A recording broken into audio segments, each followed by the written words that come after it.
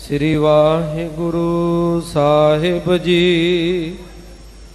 कुशल प्रशन सतगुर ने करियो, सर्ब हेर सुख ताहि उचरियो। मोहर दर्शनी पौर सिधारे, सन्मुख होए बंदना तारे। कुशल प्रशन सतगुर ने करियो।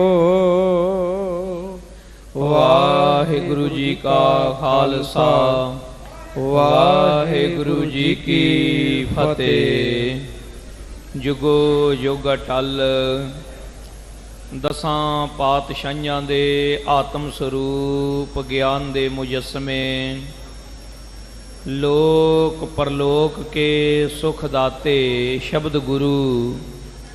धन धन श्री गुरु ग्रंथ साहिब महाराज सच्चे पातशाह जी दे पवित्र चरना कमलों विखे शोभनीक परम सन्मान योग गुरु सवारे खालसा साध संगत जीओ। सतगुरां दी महान कृपा रहमत दया दृष्टि दे सदका सानू गरीबां नू कलयुगी जीवां नू वड्डे भागां दे नाल इस वेले महान पवित्र अस्थान गुरुद्वारा शहीदगंज साहिब जी विखे अमर शहीद धन धन बाबा दीप सिंह साहिब जी, धन गुरु ग्रंथ साहिब महाराज जी दे पावन स्वरूपां दे महान लिखारी, गुरबाणी दे महान व्याख्याकार, महान संत सिपाही योधे सूरमे, पंथ दे आगू शहीदां दे जरनैल, ऐसे सतपुरखां दे पावन पवित्र इतिहासक अस्थान विखे शहीदी अस्थान विखे सत संगत दा महान लाहा प्राप्त हो रहा है। और नाल दी नाल जो हफ्तावारी गुरमत दे समागम सुखमनी सुख अमृत प्रभ नाम भगत जना कै मन बिसराम। श्री सुखमनी साहिब जी दी अमृत गुरबाणी दे जाप और उपरंत नानक नाम चढ़दी कला तेरे भाणे सरबत दा भला। सरबत दे भले दी अरदास जो गुरु नानक जी दे घर दा सिद्धांत है। अपना भला मंगण वालिया तेरे झोली तां भरेगी जे सरबत दा भला मंगेगा। जिहदे कोलों सरबत दा भला ना मंगिया गया ओदी झोली आप भी नहीं कदे भर सकती। इस सिद्धांत दे अनुसार सरबत दे भले दी अरदास जगत जलंदा रख लै अपनी कृपा धार। जित दुआरै उबरै तितै लेहो उबार। सो लड़ीवार कथा जो सतगुरां दे इतिहास की नित्ता प्रति आपां श्रवण करते हाँ। सो खालसा जी इस वेले आप जी जो गुरमुख प्यारियां सतगुरु जी दे दर घर दे सेवकां दे पासों गुरमुख विद्वानां दे पासों सुनते आ रहे हो कि धन सतगुरु श्री गुरु हरगोबिंद साहिब महाराज बंदी छोड़ दाता जी दिल्ली आए। बादशाह ने बड़ा आदर मान किया और कुछ दिन इत्ते टिकण तो बाद दुष्ट पापी चंदू नू कैद विच पाया होया है ते बादशाह आप कश्मीर नू जाना चाहुंदा है। बादशाह सतगुरु जी महाराज जी नाल नाल चले ने। इत्थे रस्ते दे विच आउंदियां श्री गोइंदवाल साहिब एक रात कट्टी है। गोइंदवाल साहिब जी दी पावन धरती ते कई बार ना आपां गल्लां करदे आं भी गोइंदवाल साहिब बादशाह अकबर मत्था टेकण आया। ये ठीक है पर ये आपां चेता भुल जाने आ कि अकबर तो बाद जहांगीर भी मत्था टेकण आया सी। गोइंदवाल साहिब जी की पावन धरती ते जहांगीर ने मत्था टेकिया है। फिर अगे तरन तारण साहिब भी इन्हें दर्शन किए ने मत्था टेकिया है। ते सतगुरु जी दे नाल नाल बादशाह जहांगीर श्री अमृतसर साहिब नूं चल पिया है। सतगुरु जी अगे अगे ने, जहांगीर कुछ थोड़ा जिहा पिछे पिछे है।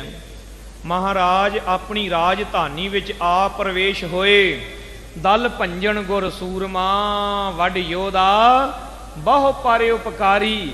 ਸੰਗਤਾਂ ਨੇ ਦੀਪ ਮਾਲਾ ਕੀਤੀ, ਸੰਗਤਾਂ ਨੇ ਜੀ ਆਇਆਂ ਆਖਿਆ। ਸਤਿਗੁਰੂ ਮਹਾਰਾਜ ਜੀ ਦੇ ਦਰਸ਼ਨਾਂ ਲਈ ਸੰਗਤਾਂ ਦਾ ਹੜ ਉਮੜ ਆਇਆ। ਮੇਰੇ ਹਜੂਰ ਦਰਸ਼ਨ ਦਿੰਦੇ ਸੰਗਤਾਂ ਨੂੰ ਨਿਹਾਲ ਕਰਦੇ ਸ਼ਹਿਰ ਵਿੱਚ ਪ੍ਰਵੇਸ਼ ਹੋਏ ਨੇ। ਫਿਰ ਸਾਧ ਸੰਗਤ ਜੀ ਰਾਤ ਬਤੀਤ ਕਰਕੇ ਸ੍ਰੀ ਅਕਾਲ ਤਖਤ ਸਾਹਿਬ ਆਣ ਮੱਥਾ ਟੇਕਿਆ। ਇੱਥੇ ਸੰਗਤਾਂ ਨੂੰ ਦਰਸ਼ਨ ਦੀਦਾਰ ਦਿੱਤੇ ਨੇ। ਫਿਰ ਦਰਬਾਰ ਸਾਹਿਬ ਵਿਖੇ ਦਰਸ਼ਨ ਕਰਨੇ ਔਰ ਸੰਗਤਾਂ ਨੂੰ ਉਪਦੇਸ਼ ਦੇਣਾ, ਸੰਗਤਾਂ ਦੇ ਦੁੱਖ ਸੁੱਖ ਜਾਣਨੇ, ਉਹ ਪ੍ਰਸੰਗ ਅੱਗੇ ਆਵੇਗਾ। ਜਹਾਂਗੀਰ ਤੇ ਜਹਾਂਗੀਰ ਦੀਆਂ ਬੇਗਮਾਂ ਇਹ ਕਿਵੇਂ ਗੁਰੂ ਘਰ ਦੇ ਵਿੱਚ ਮੱਥਾ ਟੇਕਣ ਆਉਣਗੇ। ਆਓ ਬੜੇ ਪ੍ਰੇਮ ਨਾਲ ਅਗਲਾ ਪ੍ਰਸੰਗ ਸ੍ਰੀ ਗੁਰਪ੍ਰਤਾਪ ਸੂਰਜ ਗ੍ਰੰਥ ਜੀ ਦੇ ਵਿੱਚੋਂ ਰਾਸ ਪੰਜਵੀਂ ਦੇ ਅੰਸੂ 8ਵੇਂ ਵਿੱਚੋਂ ਸੁਣੀਏ। ਸਰਬੱਤ ਮਾਈ ਭਾਈ ਲਵਾਓ ਹਾਜ਼ਰੀਆਂ, ਆਖੋ ਜੀ ਸਤਨਾਮ ਸ੍ਰੀ ਵਾਹਿਗੁਰੂ ਜੀ। ਕੁਸ਼ਲ ਪ੍ਰਸ਼ਨ ਸਤਿਗੁਰ ਨੇ ਕਰਿਓ। ਧੰਨ ਧੰਨ ਸ੍ਰੀ ਗੁਰੂ ਹਰਗੋਬਿੰਦ ਸਾਹਿਬ ਜੀ ਨੇ ਸੰਗਤਾਂ ਨੂੰ ਕੁਸ਼ਲ ਪ੍ਰਸ਼ਨ ਕੀਤੇ। ਹਰ ਇੱਕ ਗੁਰਮੁਖ ਨੂੰ ਉਹਦੇ ਪਰਿਵਾਰ ਬਾਰੇ, ਉਹਦੇ ਘਰ ਬਾਰੇ, ਸ਼ਹਿਰ ਬਾਰੇ ਪੁੱਛਿਆ ਤੇ ਸਾਰਿਆਂ ਦੇ ਨਾਲ ਬਚਨ ਵਿਲਾਸ ਕਰਕੇ ਉਹਨਾਂ ਦੇ ਮਨ ਨੂੰ ਪ੍ਰਸੰਨ ਕੀਤਾ। ਸਾਰਿਆਂ ਨੂੰ ਖੁਸ਼ੀਆਂ ਤੇ ਖੇੜੇ ਬਖਸ਼ਿਸ਼ ਕੀਤੇ। ਸਰਬ ਹੇਰ ਸੁਖ ਤਾਹੇ ਉਚਰਿਓ। ਤੇ ਸਾਰੀ ਗੁਰੂ ਕੀ ਸਿੱਖ ਸੰਗਤ ਨੇ ਦਰਸ਼ਨ ਪਾ ਪਾ ਕੇ ਆਨੰਦ ਲਿਆ। ਸਤਿਗੁਰਾਂ ਦੇ ਨਾਲ ਬਚਨ ਵਿਲਾਸ ਕੀਤੇ ਹਨ। ਬਹੁਰ ਦਰਸ਼ਨੀ ਪੌਰ ਸਿਧਾਰੇ।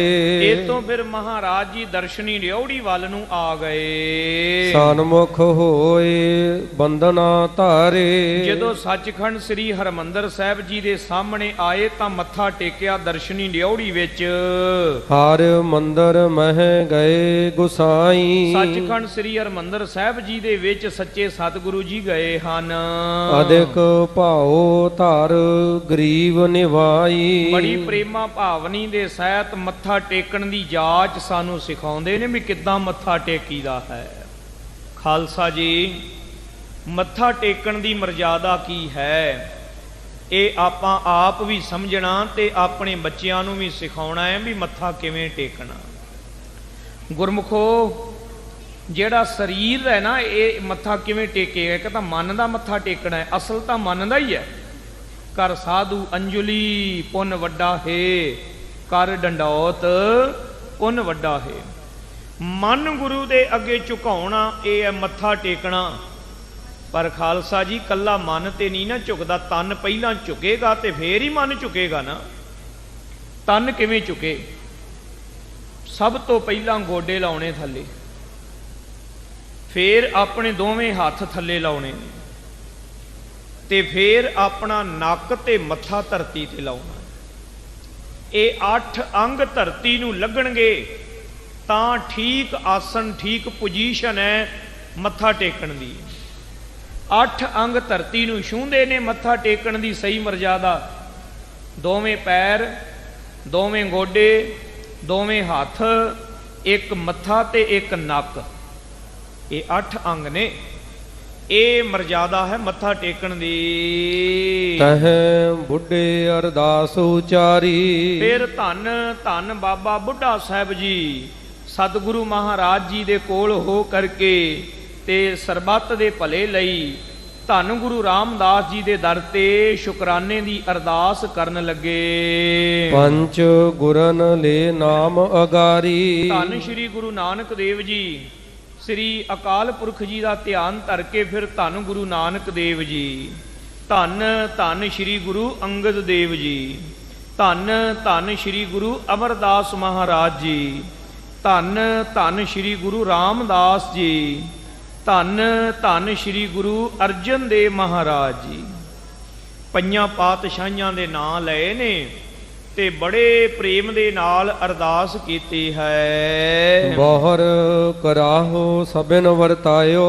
ਫਿਰ ਕੜਾ ਪ੍ਰਸ਼ਾਦ ਦੀ ਦੇਗ ਸਰਬੱਤ ਸੰਗਤਾਂ ਦੇ ਵਿੱਚ ਖੁੱਲੀ ਵਰਤਾਈ ਗਈ। ਅਦਿਕ ਪਰਮੋਦਿਤ ਲੈ ਕਰ ਖਾਇਓ। ਬਹੁਤ ਪ੍ਰਸੰਨ ਹੋ ਪਰਮੋਦਿਤ ਲੇ ਕਰ ਖਾਇਓ। ਬਹੁਤ ਪ੍ਰਸੰਨ ਹੋ ਕੇ ਸਤਿਗੁਰਾਂ ਨੇ ਆਪ ਵੀ ਤੇ ਸੰਗਤਾਂ ਨੇ ਵੀ ਕੜਾ ਪ੍ਰਸ਼ਾਦ ਛਕਿਆ। ਉਠ ਕਰ ਪੁਨਹਿ ਪ੍ਰਕਰਮਾ ਦੀਨ।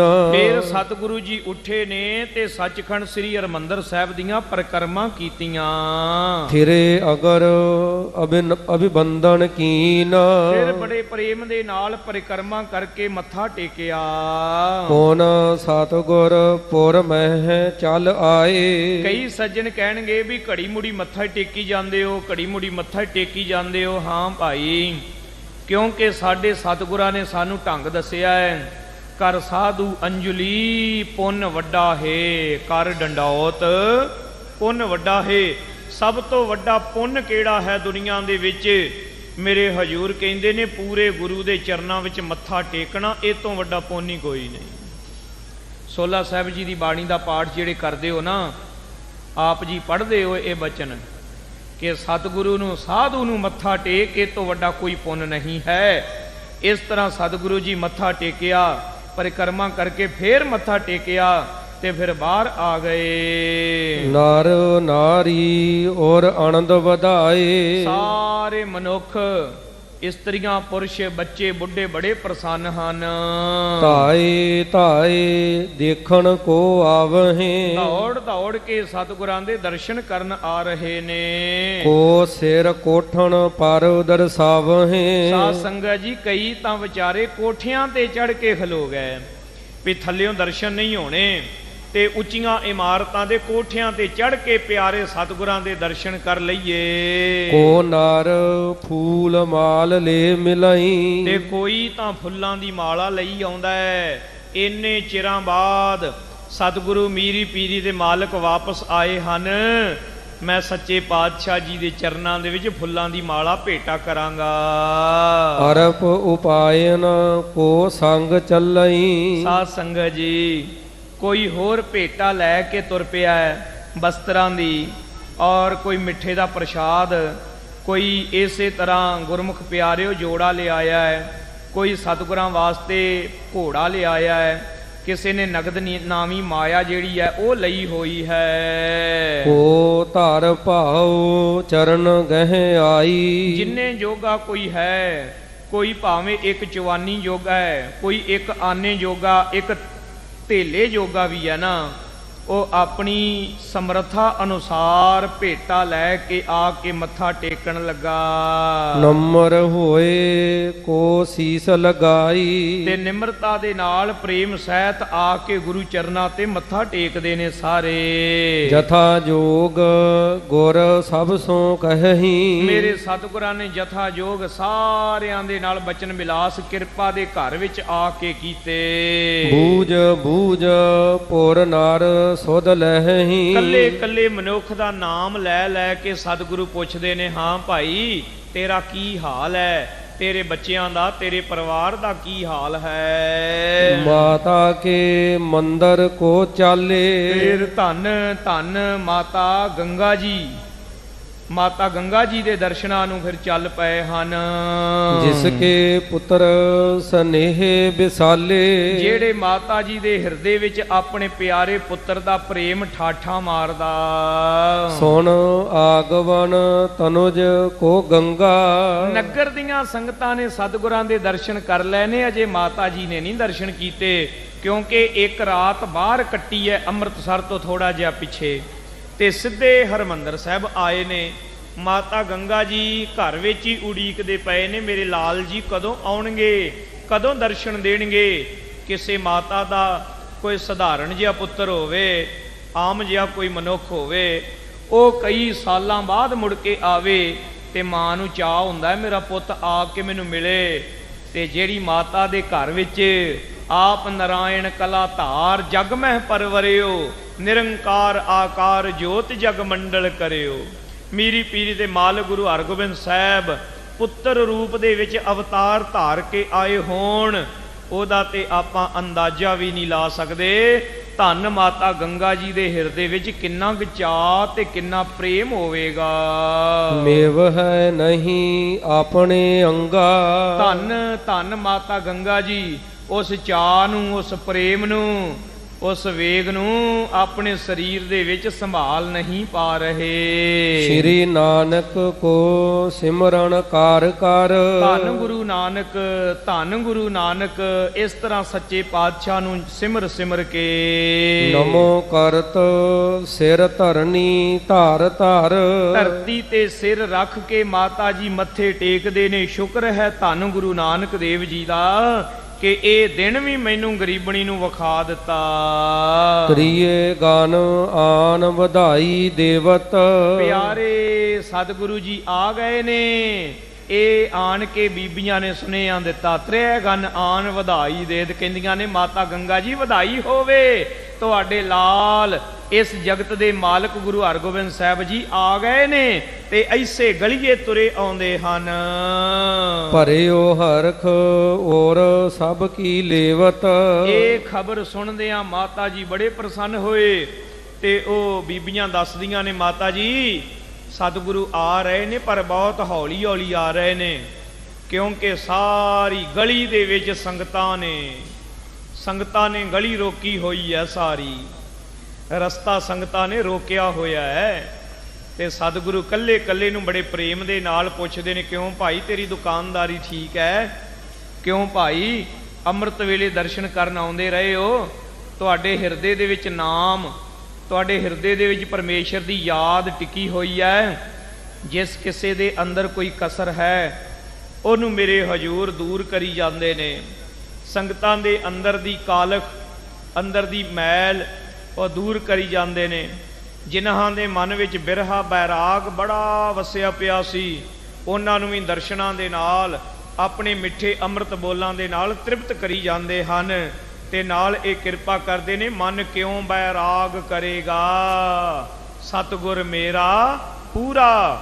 ਐਸੀ ਕਲਾ ਵਰਤਾ ਰਹੇ ਹਨ। ਪ੍ਰਿਯ ਪੁੱਤਰਾ ਇਮ ਧਰਤ ਹਲਾਸੂ, ਧੰਨ ਧੰਨ ਸਤਿਗੁਰੂ ਹਰਗੋਬਿੰਦ ਸਾਹਿਬ ਜੀ। ਇਸ ਤਰ੍ਹਾਂ ਮਾਤਾ ਗੰਗਾ ਜੀ ਬੜੇ ਪ੍ਰਸੰਨ ਹੋ ਰਹੇ। ਜਿਮ ਸੁਰ ਤਰ ਲਹਿ ਰੰਕ ਅਵਾਸੂ, ਜਿਸ ਪ੍ਰਕਾਰ ਕਿਸੇ ਰੰਕ ਗਰੀਬ ਕੰਗਲੇ ਦੇ ਘਰ ਦੇ ਵਿੱਚ ਪਾਰਜਾਤ ਰੁੱਖ ਆ ਗਿਆ ਹੋਵੇ। ਪਾਰਜਾਤ ਰੁੱਖ ਦਾ ਕੀ ਮਤਲਬ ਹੈ? ਇੱਕ ਮਿਥਿਹਾਸਕ ਰੁੱਖ ਹੈ ਭਈ ਉਹਦੇ ਕੋਲ ਜੋ ਮੰਗੀਏ ਮਿਲ ਜਾਂਦਾ। ਤੇ ਕੰਗਲਾ ਮਨੁੱਖ ਉਹ ਜਿਹਦੀਆਂ ਲੋੜਾਂ ਨਹੀਂ ਪੂਰੀਆਂ ਹੋ ਰਹੀਆਂ, ਜਿਹਦੀਆਂ ਲੋੜਾਂ ਕਦੇ ਪੂਰੀਆਂ ਨਹੀਂ ਹੋਈਆਂ, ਉਹਨੂੰ ਇਹ ਸ਼ਕਤੀ ਮਿਲ ਜਾਏ ਵੀ ਜੋ ਮੰਗੇਗਾ ਮਿਲੇਗਾ, ਕਿੰਨਾ ਖੁਸ਼ ਹੋਵੇਗਾ। ਇਸ ਤਰ੍ਹਾਂ ਮਾਤਾ ਗੰਗਾ ਜੀ ਦਾ ਹਾਲ ਹੋ ਗਿਆ। ਦਾਸੀ ਦਾਸ ਆਨੰਦ ਬਿਲੰਦੇ, ਸਾਰੇ ਦਾਸ, ਸਾਰੀਆਂ ਦਾਸੀਆਂ ਬੜੇ ਆਨੰਦ ਦੇ ਵਿੱਚ, ਬੜੀ ਪ੍ਰਸੰਨਤਾ ਦੇ ਵਿੱਚ ਹਨ ਗੁਰੂ ਘਰ ਦੇ। ਆਤ ਉਤਸਵ ਕੋ ਧਾਰਤ ਬਰਿੰਦੇ, ਸਾਰੇ ਉਤਸਵ ਦੇ ਸੁਭਾਅ ਦੇ ਵਿੱਚ ਆਏ ਨੇ ਕਿ ਬੜਾ ਭਾਰੀ ਉਤਸਵ ਕਰੀਏ, ਦੇਸੀ ਘਿਓ ਦੇ ਦੀਵੇ ਬਾਲੀਏ ਤੇ ਸਾਰਾ ਅੰਮ੍ਰਿਤਸਰ ਸ਼ਹਿਰ ਜਗਮਗਾ ਉਠਿਆ। ਸ਼੍ਰੀ ਹਰਿ ਗੋਬਿੰਦ ਪੂਰਨ ਚੰਦ, ਧੰਨ ਗੁਰੂ ਹਰਗੋਬਿੰਦ ਸਾਹਿਬ ਜੀ ਜਿਵੇਂ ਪੁੰਨਿਆਂ ਦਾ ਪੂਰਾ ਚੰਦ ਹੋਵੇ। ਪੁਰ ਸਗਰੋ ਸਾਗਰ ਮਾਨਿੰਦ, ਤੇ ਸਾਰਾ ਨਗਰ ਜਿਹੜਾ ਸਾਗਰ ਦੀ ਤਰ੍ਹਾਂ। ਪੁੰਨਿਆਂ ਦੀ ਰਾਤ ਨੂੰ ਕੀ ਹੁੰਦਾ ਹੈ ਜੀ? ਜਵਾਰ ਭਾਟਾ ਆਉਂਦਾ। ਜਿੱਦਣ ਪੁੰਨਿਆਂ ਦੀ ਰਾਤ ਹੋਵੇ ਨਾ, ਜਿਹੜੇ ਲੋਕ ਸਮੁੰਦਰ ਦੇ ਕਿਨਾਰੇ ਤੇ ਰਹਿੰਦੇ ਨੇ ਉਹਨਾਂ ਨੂੰ ਪਤਾ, ਆਪਾਂ ਨਹੀਂ ਇਸ ਗੱਲ ਨੂੰ ਅਨੁਭਵ ਕਰਦੇ। ਖਾਲਸਾ ਜੀ, ਸਮੁੰਦਰ ਨੂੰ ਖਿੱਚ ਮਾਰਦਾ ਹੈ ਚੰਦਰਮਾ ਆਪਣੀ ਗੁਰਤਾਕਰਸ਼ਣ ਸ਼ਕਤੀ ਦੇ ਨਾਲ, ਤੇ ਪਾਣੀ ਉੱਪਰ ਨੂੰ ਉੱਠਦਾ। ਜਦੋਂ ਪਾਣੀ ਕੁਝ ਹੱਦ ਤੱਕ ਉੱਪਰ ਉੱਠਦਾ, ਫਿਰ ਧਰਤੀ ਉਹਨੂੰ ਖਿੱਚਦੀ ਹੈ ਥੱਲੇ, ਤੇ ਉਹਦੇ ਨਾਲ ਫਿਰ ਪਾਣੀ ਬਾਹਰ ਨੂੰ ਖਿੱਲਰਦਾ ਹੈ। ਉਹਨੂੰ ਕਹਿੰਦੇ ਜਵਾਰ ਭਾਟਾ। ਭਾਈ ਵੀਰ ਸਿੰਘ ਜੀ ਦੀ ਬੜੀ ਪਿਆਰੀ ਨਜ਼ਮ ਹੈ। ਉਹਨਾਂ ਨੇ ਇਸ ਗੁਰਤਾਕਰਸ਼ਣ ਦੀ ਸ਼ਕਤੀ ਨੂੰ ਨਾਮ ਦੀ ਸ਼ਕਤੀ ਦੇ ਨਾਲ ਜੋੜਿਆ ਤੇ ਅਰਦਾਸ ਕੀਤੀ ਹੈ, ਵਾਹਿਗੁਰੂ ਕਿਰਪਾ ਕਰਕੇ ਮੈਨੂੰ ਨਾਮ ਦੇ ਨਾਲ ਜੋੜ। ਕਹਿਣ ਲੱਗੇ ਤੁਸਾਂ ਬੰਨਿਆ ਨੇਮ, ਵਾਹਿਗੁਰੂ ਨੂੰ ਅਰਦਾਸ ਕੀਤੀ ਪਰਮੇਸ਼ਰ ਨੂੰ। ਇਹ ਤੇਰਾ ਬਣਾਇਆ ਨਿਯਮ ਹੈ। ਤੁਸਾਂ ਬੰਨਿਆ ਨੇਮ, ਵੱਡੇ ਖਿੱਚਣ ਛੋਟਿਆਂ, ਸੂਰਜ ਖਿੱਚੇ ਧਰਤ, ਧਰਤ ਫਿਰ ਚੰਦ ਨੂੰ, ਚੰਦ ਮਾਰਦਾ ਖਿੱਚ ਉਛਾਲੇ ਸਾਗਰਾਂ, ਖਿੱਚ ਆਪਣੀ ਵੱਲ ਖਿੱਚ ਸਭ ਤੋਂ ਵੱਡਿਆ। ਧੰਨ ਧੰਨ ਅਕਾਲ ਪੁਰਖ ਵਾਹਿਗੁਰੂ ਪਰਮੇਸ਼ਰ ਜੀ। ਇਹ ਸਤਿਗੁਰੂ ਜੀ, ਤੁਸੀਂ ਉਸੇ ਤਰ੍ਹਾਂ ਆਪਣੇ ਵੱਲ ਖਿੱਚੋ ਜਿਵੇਂ ਸੂਰਜ ਧਰਤੀ ਨੂੰ ਖਿੱਚਦਾ ਹੈ, ਤੇ ਜਿਵੇਂ ਧਰਤੀ ਚੰਦਰਮਾ ਨੂੰ ਖਿੱਚਦੀ ਹੈ, ਜਿਵੇਂ ਚੰਦਰਮਾ ਪਾਣੀ ਨੂੰ ਸਮੁੰਦਰ ਨੂੰ ਖਿੱਚਦਾ ਹੈ। ਵਾਹਿਗੁਰੂ ਕਿਰਪਾ ਕਰਕੇ ਸਾਨੂੰ ਆਪਣੇ ਨਾਮ ਦੀ ਖਿੱਚ ਮਾਰੋ, ਸਾਨੂੰ ਆਪਣੇ ਨਾਮ ਦੇ ਗੁਰਤਾਕਰਸ਼ਣ ਦੇ ਵਿੱਚ ਬੰਨ੍ਹ ਲਓ। ਜਿਵੇਂ ਧਰਤੀ ਸੂਰਜ ਦੁਆਲੇ ਘੁੰਮਦੀ ਆ, ਉਹਨੂੰ ਛੱਡ ਨਹੀਂ ਸਕਦੀ। ਜਿਵੇਂ ਚੰਦਰਮਾ ਧਰਤੀ ਦੁਆਲੇ ਘੁੰਮਦਾ, ਉਹਨੂੰ ਛੱਡ ਨਹੀਂ ਸਕਦਾ। ਐਵੇਂ ਹੀ ਸਾਡਾ ਹਿਰਦਾ ਵੀ ਸਤਿਗੁਰੂ ਤੁਹਾਡੀਆਂ ਪਰਿਕਰਮਾਂ ਦੇ ਵਿੱਚ ਘੁੰਮਣ ਲੱਗ ਪਵੇ। ਤੁਹਾਡੀ ਯਾਦ, ਤੁਹਾਡੇ ਸਿਮਰਨ, ਤੁਹਾਡੇ ਪ੍ਰੇਮ ਤੋਂ ਬਗੈਰ ਕਿਤੇ ਜਾਵੇ ਨਾ। ਇਸ ਤਰ੍ਹਾਂ ਸਾਰਾ ਨਗਰ ਖਾਲਸਾ ਜੀ ਸਾਗਰ ਹੈ, ਤੇ ਧੰਨ ਗੁਰੂ ਹਰਗੋਬਿੰਦ ਸਾਹਿਬ ਜੀ ਪੂਰੇ ਚੰਦਰਮਾ ਦੀ ਤਰ੍ਹਾਂ ਹਨ। ਧਾਏ ਧਾਏ ਨਰ ਦੇਖਣ ਆਵੇ। ਇਸ ਪ੍ਰਕਾਰ ਖਾਲਸਾ ਜੀ ਧਾਏ ਧਾਏ ਸੰਗਤਾਂ ਦੌੜ ਦੌੜ ਕੇ ਆਉਂਦੀਆਂ, ਅੱਗੇ ਹੋ ਕੇ ਦਰਸ਼ਨ ਕਰ ਲਵਾਂ, ਮੈਂ ਨੇੜੇ ਹੋ ਕੇ ਮੱਥਾ ਟੇਕ ਲਵਾਂ। ਮਨਹੁ ਤਰੰਗ ਉਤੰਗ ਉਠਾਵੇ। ਮਾਨੋ ਕਿ ਸਮੁੰਦਰ ਦੇ ਵਿੱਚ ਛੱਲਾਂ ਵੱਜ ਵੱਜ ਕੇ ਉੱਚੀਆਂ ਲਹਿਰਾਂ ਉੱਠ ਪਈਆਂ ਹਨ। ਆਏ ਪਰਵੇਸ਼ੇ ਜਬ ਘਰ ਬੀਚੀ। ਇਹ ਸਤਿਗੁਰੂ ਗਰੀਬ ਨਿਵਾਜ ਸੱਚੇ ਪਾਤਸ਼ਾਹ ਜੀ ਜਿਵੇਂ ਜਿਵੇਂ ਅੱਗੇ ਆ ਰਹੇ ਨੇ, ਗਲੀਆਂ ਦੇ ਵਿੱਚ ਸੰਗਤਾਂ ਦਾ ਹੜ ਆ ਗਿਆ। ਗੰਗਾ ਸਮ ਗੰਗਾ ਉਠ ਬੀਚੀ। ਉਧਰ ਧੰਨ ਮਾਤਾ ਗੰਗਾ ਜੀ ਦਾ ਮਨ ਵੀ ਵਿਆਕੁਲ ਹੈ। ਇੱਕ ਸਕਿੰਟ ਦੀ ਵੀ ਉਡੀਕ ਜਿਹੜੀ ਹੈ ਨਾ, ਉਹ ਸਾਲਾਂ ਵਰਗੀ, ਮਹੀਨਿਆਂ ਵਰਗੀ ਹੋ ਗਈ ਹੈ। ਜਿਵੇਂ ਬਾਬਾ ਜੀ ਦੇ ਭਗਤ ਕਬੀਰ ਸਾਹਿਬ ਜੀ ਦੇ ਪਿਆਰੇ ਬੋਲ ਹਨ, ਕਹਿਣ ਲੱਗੇ ਕਿ ਜਦੋਂ ਵਿਛੋੜਾ ਹੋਵੇ ਨਾ, ਵਿਛੋੜਾ ਇਹ ਉਡੀਕ ਕਰਨੀ ਬੜੀ ਔਖੀ ਹੈ। ਵਿਛੋੜੇ ਦੀ ਘੜੀ ਨੂੰ ਸਹਿਣਾ ਬੜਾ ਮੁਸ਼ਕਿਲ ਹੈ। ਕਿ ਚਾਰ ਪਹਿਰ ਚੌਂ ਜੁਗੈ ਸਮਾਨੇ, ਰਹਿਣ ਭਾਈ ਤਉ ਅੰਤ ਨਾ ਜਾਣੇ। ਦਿਨ ਦੇ ਚਾਰ ਪਹਿਰ ਇਦਾਂ ਲੱਗਦੇ ਨੇ, ਚਾਰ ਪੈਰ ਨਹੀਂ, ਇਹ ਤਾਂ ਚਾਰ ਯੁੱਗ ਨੇ, ਮੁੱਕਣ 'ਚ ਹੀ ਨਹੀਂ ਆਉਂਦੇ। ਰਾਤ ਜਿਹੜੀ ਹੈ ਇਹ ਤਾਂ ਇਸ ਤਰ੍ਹਾਂ ਜਿਵੇਂ ਅਰਬਦ ਨਰਬਦ ਧੁੰਦੂਕਾਰਾ, ਇਹ ਤਾਂ ਮੁੱਕਣ 'ਚ ਹੀ ਨਹੀਂ ਆਉਂਦੀ। ਇਸ ਤਰ੍ਹਾਂ ਮਾਤਾ ਗੰਗਾ ਜੀ, ਉਹਨਾਂ ਦੇ ਮਨ ਦੇ ਵਿੱਚ ਖਿਆਲ ਹੈ, ਇਹ ਪਤਾ ਨਹੀਂ ਕਿ ਇਹ ਗਲੀ ਦੇ ਵਿੱਚੋਂ ਸਤਿਗੁਰੂ ਤੁਰੇ ਆਉਂਦੇ ਨੇ ਲਾਲ ਜੀ, ਤੇ ਇੰਨਾ ਸਮਾਂ ਲੱਗ ਗਿਆ ਹੈ। ਇਸ ਤਰ੍ਹਾਂ ਮਨ ਵਿਆਕੁਲ ਹੈ। ਦੌੜ ਕੇ ਬਾਹਰ ਜਾਵਾਂ, ਜਿਵੇਂ ਬਾਕੀ ਸੰਗਤ ਦਰਸ਼ਨ ਕਰਦੀ ਹੈ ਨਾ, ਮੱਥਾ ਟੇਕਦੀ ਹੈ, ਇਸੇ ਤਰ੍ਹਾਂ ਮੈਂ ਵੀ ਦਰਸ਼ਨ ਕਰਾਂ, ਮੱਥਾ ਟੇਕਾਂ। ਇਹ ਅੰਦਰ ਦਾ ਸਿੱਖ ਕਹਿੰਦਾ, ਤੇ ਪਰ ਮਾਂ ਵੀ ਹੈ ਨਾ, ਪਰ ਅੰਦਰ ਦਾ ਮਾਂ ਧਰਮ ਜਿਹੜਾ ਹੈ ਉਹ ਰੋਕਦਾ ਹੈ ਕਿ ਨਹੀਂ, ਸਤਿਗੁਰੂ ਜੀ ਗੁੱਸੇ ਹੋਣਗੇ, ਸਤਿਗੁਰੂ ਜੀ ਫਿਰ ਅੱਗੋਂ ਝਿੜਕਣਗੇ ਕਿ ਮਾਤਾ ਜੀ ਤੁਸੀਂ ਇਦਾਂ ਨਹੀਂ ਕਰ ਸਕਦੇ। ਸਿੱਖ ਦੇ ਰੂਪ ਦੇ ਵਿੱਚ ਮਾਤਾ ਜੀ ਮੱਥਾ ਟੇਕਣਾ ਚਾਹੁੰਦੇ ਨੇ ਗਲੀ ਵਿੱਚ ਜਾ ਕੇ, ਪਰ ਅੰਦਰੋਂ ਮਾਂ ਵਾਲਾ ਫਰਜ਼ ਕਹਿੰਦਾ ਸਤਿਗੁਰੂ ਗੁੱਸੇ ਹੋਣਗੇ, ਇਸ ਲਈ ਬਾਹਰ ਜਾ ਕੇ ਮੱਥਾ ਨਹੀਂ ਟੇਕਣਾ, ਇੱਥੇ ਬੈਠ ਕੇ ਇੰਤਜ਼ਾਰ ਕਰਨਾ, ਸਤਿਗੁਰੂ ਜੀ ਆਪ ਚੱਲ ਕੇ ਆਉਣਗੇ। ਜਥਾ ਤੁਰਤ ਕੀ ਧੇਨ ਪ੍ਰਸੂਤਾ। ਜਿਸ ਪ੍ਰਕਾਰ ਜਿਹੜੀ ਗਊ ਹੈ ਨਾ, ਭਗਤ ਜੀ ਨੇ ਬਾਣੀ ਦੇ ਵਿੱਚ ਬਚਨ ਕੀਤੇ ਹਨ ਕਿ ਉਤਾਵਲੀ ਹੁੰਦੀ ਹੈ, ਜਿਵੇਂ ਗਊ ਬਛੜੇ ਤੋਂ ਬਗੈਰ। ਦੇਖਿਓ ਸਪੂਤ ਮਹਾਮਾਨ ਪੂਤਾ। ਤੇ ਆਪਣੇ ਪੁੱਤਰ ਨੂੰ ਜਿਵੇਂ ਗਊ ਚੱਟਦੀ ਹੈ, ਪ੍ਰੇਮ ਕਰਦੀ, ਲਾਡ ਕਰਦੀ ਹੈ, ਇਸ ਤਰ੍ਹਾਂ ਮਨ ਵਿੱਚ ਪ੍ਰੇਮ ਦੇ ਉਛਾਲੇ ਹਨ। ਜਾਏ ਜਨਨ ਕੋ ਬੰਧਨ ਕੀਨ। ਇਹਨੇ ਵਿੱਚ ਫਿਰ ਸਤਿਗੁਰੂ ਜੀ ਦਰਵਾਜ਼ੇ ਦੇ ਅੰਦਰ ਆਣ ਪ੍ਰਵੇਸ਼ ਹੋਏ। ਧੰਨ ਗੁਰੂ ਹਰਗੋਬਿੰਦ ਸਾਹਿਬ ਜੀ, ਧੰਨ ਮਾਤਾ ਗੰਗਾ ਜੀ। ਸਿੱਖ ਦੇ ਰੂਪ ਦੇ ਵਿੱਚ ਮਾਤਾ ਜੀ ਲੋਚਦੇ ਨੇ ਮੈਂ ਮੱਥਾ ਟੇਕਾਂ, ਪਰ ਸਤਿਗੁਰਾਂ ਦਾ ਹੁਕਮ ਹੈ ਕਿ ਆਪ ਜੀ ਸਿੱਖ ਜ਼ਰੂਰ ਹੋ, ਪਰ ਇਸ ਵੇਲੇ ਆਪ ਜੀ ਕਿਉਂਕਿ ਸਾਡੇ ਮਾਤਾ ਜੀ ਦੇ ਰੂਪ ਵਿੱਚ, ਇਸ ਲਈ ਸਾਡਾ ਫਰਜ਼ ਹੈ ਤੁਹਾਡੇ ਚਰਨਾਂ ਵਿੱਚ ਮੱਥਾ ਟੇਕਣਾ, ਤੁਸੀਂ ਸਾਨੂੰ ਮੱਥਾ ਨਹੀਂ ਟੇਕਣਾ। ਤੋ ਸਤਿਗੁਰੂ ਹਰਗੋਬਿੰਦ ਸਾਹਿਬ ਜੀ ਨੇ ਆਣ ਕੇ ਧੰਨ ਧੰਨ ਮਾਤਾ ਗੰਗਾ ਜੀ ਦੇ ਚਰਨਾਂ ਤੇ ਮੱਥਾ ਟੇਕਿਆ। ਮਾਤ ਉਠਾਏ ਅੰਕ ਭਰ ਲੀਨ। ਮਾਤਾ ਗੰਗਾ ਜੀ ਨੇ ਬੜੇ ਚਾਅ ਦੇ ਨਾਲ ਆਪਣੇ ਪੁੱਤਰ ਨੂੰ ਘੁੱਟ ਕੇ ਗਲਵਕੜੀ ਦੇ ਵਿੱਚ ਲੈ ਲਿਆ। ਸੁੰਗਤ ਮਸਤਕ ਧਨ ਬਹੁ ਵਾਰਤ। ਬੜੇ ਪ੍ਰੇਮ ਦੇ ਨਾਲ ਮੱਥਾ ਚੁੰਮਿਆ ਤੇ ਅਣਗਿਣਤ ਧਨ ਸਤਿਗੁਰਾਂ ਦੇ ਸੀਸ ਤੋਂ ਵਾਰਿਆ। ਦੇਖ ਨ ਤ੍ਰਿਪਤੈ ਬਦਨ ਨਿਹਾਰਤ, ਬੜੇ ਲਾਡ ਦੇ ਨਾਲ ਦਰਸ਼ਨ ਕਰੀ ਜਾਂਦੇ, ਗਦ ਹੋਈ ਜਾਂਦੇ, ਨੇਤਰਾਂ 'ਚ ਜਲ ਆ ਗਿਆ। ਲਖੇ ਆਪ ਕੋ ਚਿਤ ਬੜ ਭਾਗਨ, ਬਹੁਤ ਵੱਡੇ ਭਾਗਾਂ ਵਾਲੀ ਹਾਂ ਮੈਂ, ਜੋ ਧੰਨ ਧੰਨ ਸ੍ਰੀ ਗੁਰੂ ਅਰਜਨ ਦੇਵ ਜੀ ਦੇ ਚਰਨਾਂ ਦੀ ਦਾਸੀ ਬਣਨ ਦਾ ਸੁਭਾਗ ਮਿਲਿਆ। ਧੰਨ ਗੁਰੂ ਹਰਗੋਬਿੰਦ ਸਾਹਿਬ ਮਹਾਰਾਜ ਸੱਚੇ ਪਾਤਸ਼ਾਹ ਜੀ ਦੇ ਮਾਤਾ ਜੀ ਦੇ ਰੂਪ ਦੇ ਵਿੱਚ ਇਹ ਜੀਵਨ ਜਿਉਣ ਦਾ ਵਡਭਾਗ ਸਮਾਂ ਮਿਲਿਆ। ਧੰਨ ਹਨ ਮਾਤਾ ਗੰਗਾ ਜੀ, ਕਰੋੜਾਂ ਕਰੋੜਾਂ ਨਮਸਕਾਰ ਨੇ ਧੰਨ ਮਾਤਾ ਗੰਗਾ ਜੀ ਦੇ ਚਰਨਾਂ ਤੇ। ਸੋ ਇਸ ਤਰ੍ਹਾਂ ਮਾਤਾ ਗੰਗਾ ਜੀ ਨਿਹਾਲ ਨਿਹਾਲ ਹੋ ਗਏ। ਲਾਇਕ ਪੁੱਤਰ ਜਾਨ ਅਨੁਰਾਗਨ, ਸਾਧ ਸੰਗਤ ਜੀ ਬੜੇ ਪ੍ਰੇਮ ਦੇ ਨਾਲ, ਬੜੀ ਸ਼ਰਧਾ, ਬੜੇ ਭਾਵ ਦੇ ਨਾਲ ਕੁਸ਼ਲ ਪ੍ਰਸ਼ਨ ਕਰਨ ਲੱਗੇ ਹਨ ਔਰ ਸਤਿਗੁਰੂ ਮਹਾਰਾਜ ਜੀ ਦੇ ਨਾਲ ਪ੍ਰੇਮਾ ਭਾਵਨੀ ਦੀਆਂ ਬਾਤਾਂ ਕਰਦੇ ਹਨ। ਕਹੋ ਸੋਤ ਤਨ ਕੁਸ਼ਲੀ ਜੁਤ ਰਹਿਓ। ਇਹ ਮੇਰੇ ਲਾਲ ਜੀ, ਮੈਂ ਬਹੁਤ ਖਬਰਾਂ ਸੁਣੀਆਂ। ਕਦੇ ਸੁਣਿਆ ਕਿ ਬਾਦਸ਼ਾਹ ਧੰਨ ਗੁਰੂ ਹਰਗੋਬਿੰਦ ਸਾਹਿਬ ਮਹਾਰਾਜ ਜੀ ਨੂੰ ਸ਼ਿਕਾਰ ਖੇਡਣ ਦੇ ਬਹਾਨੇ ਨਾਲ ਪਰਖਣ ਲਈ ਲੈ ਗਿਆ ਤੇ ਏਡੇ ਵੱਡੇ ਆਦਮਖੋਰ ਸ਼ੇਰ ਦੇ ਸਾਹਮਣੇ ਤੁਸੀਂ ਤਲਵਾਰ ਤੇ ਢਾਲ ਲੈ ਕੇ ਜਾ ਖਲੋਤੇ। ਮਨ ਘਬਰਾਇਆ।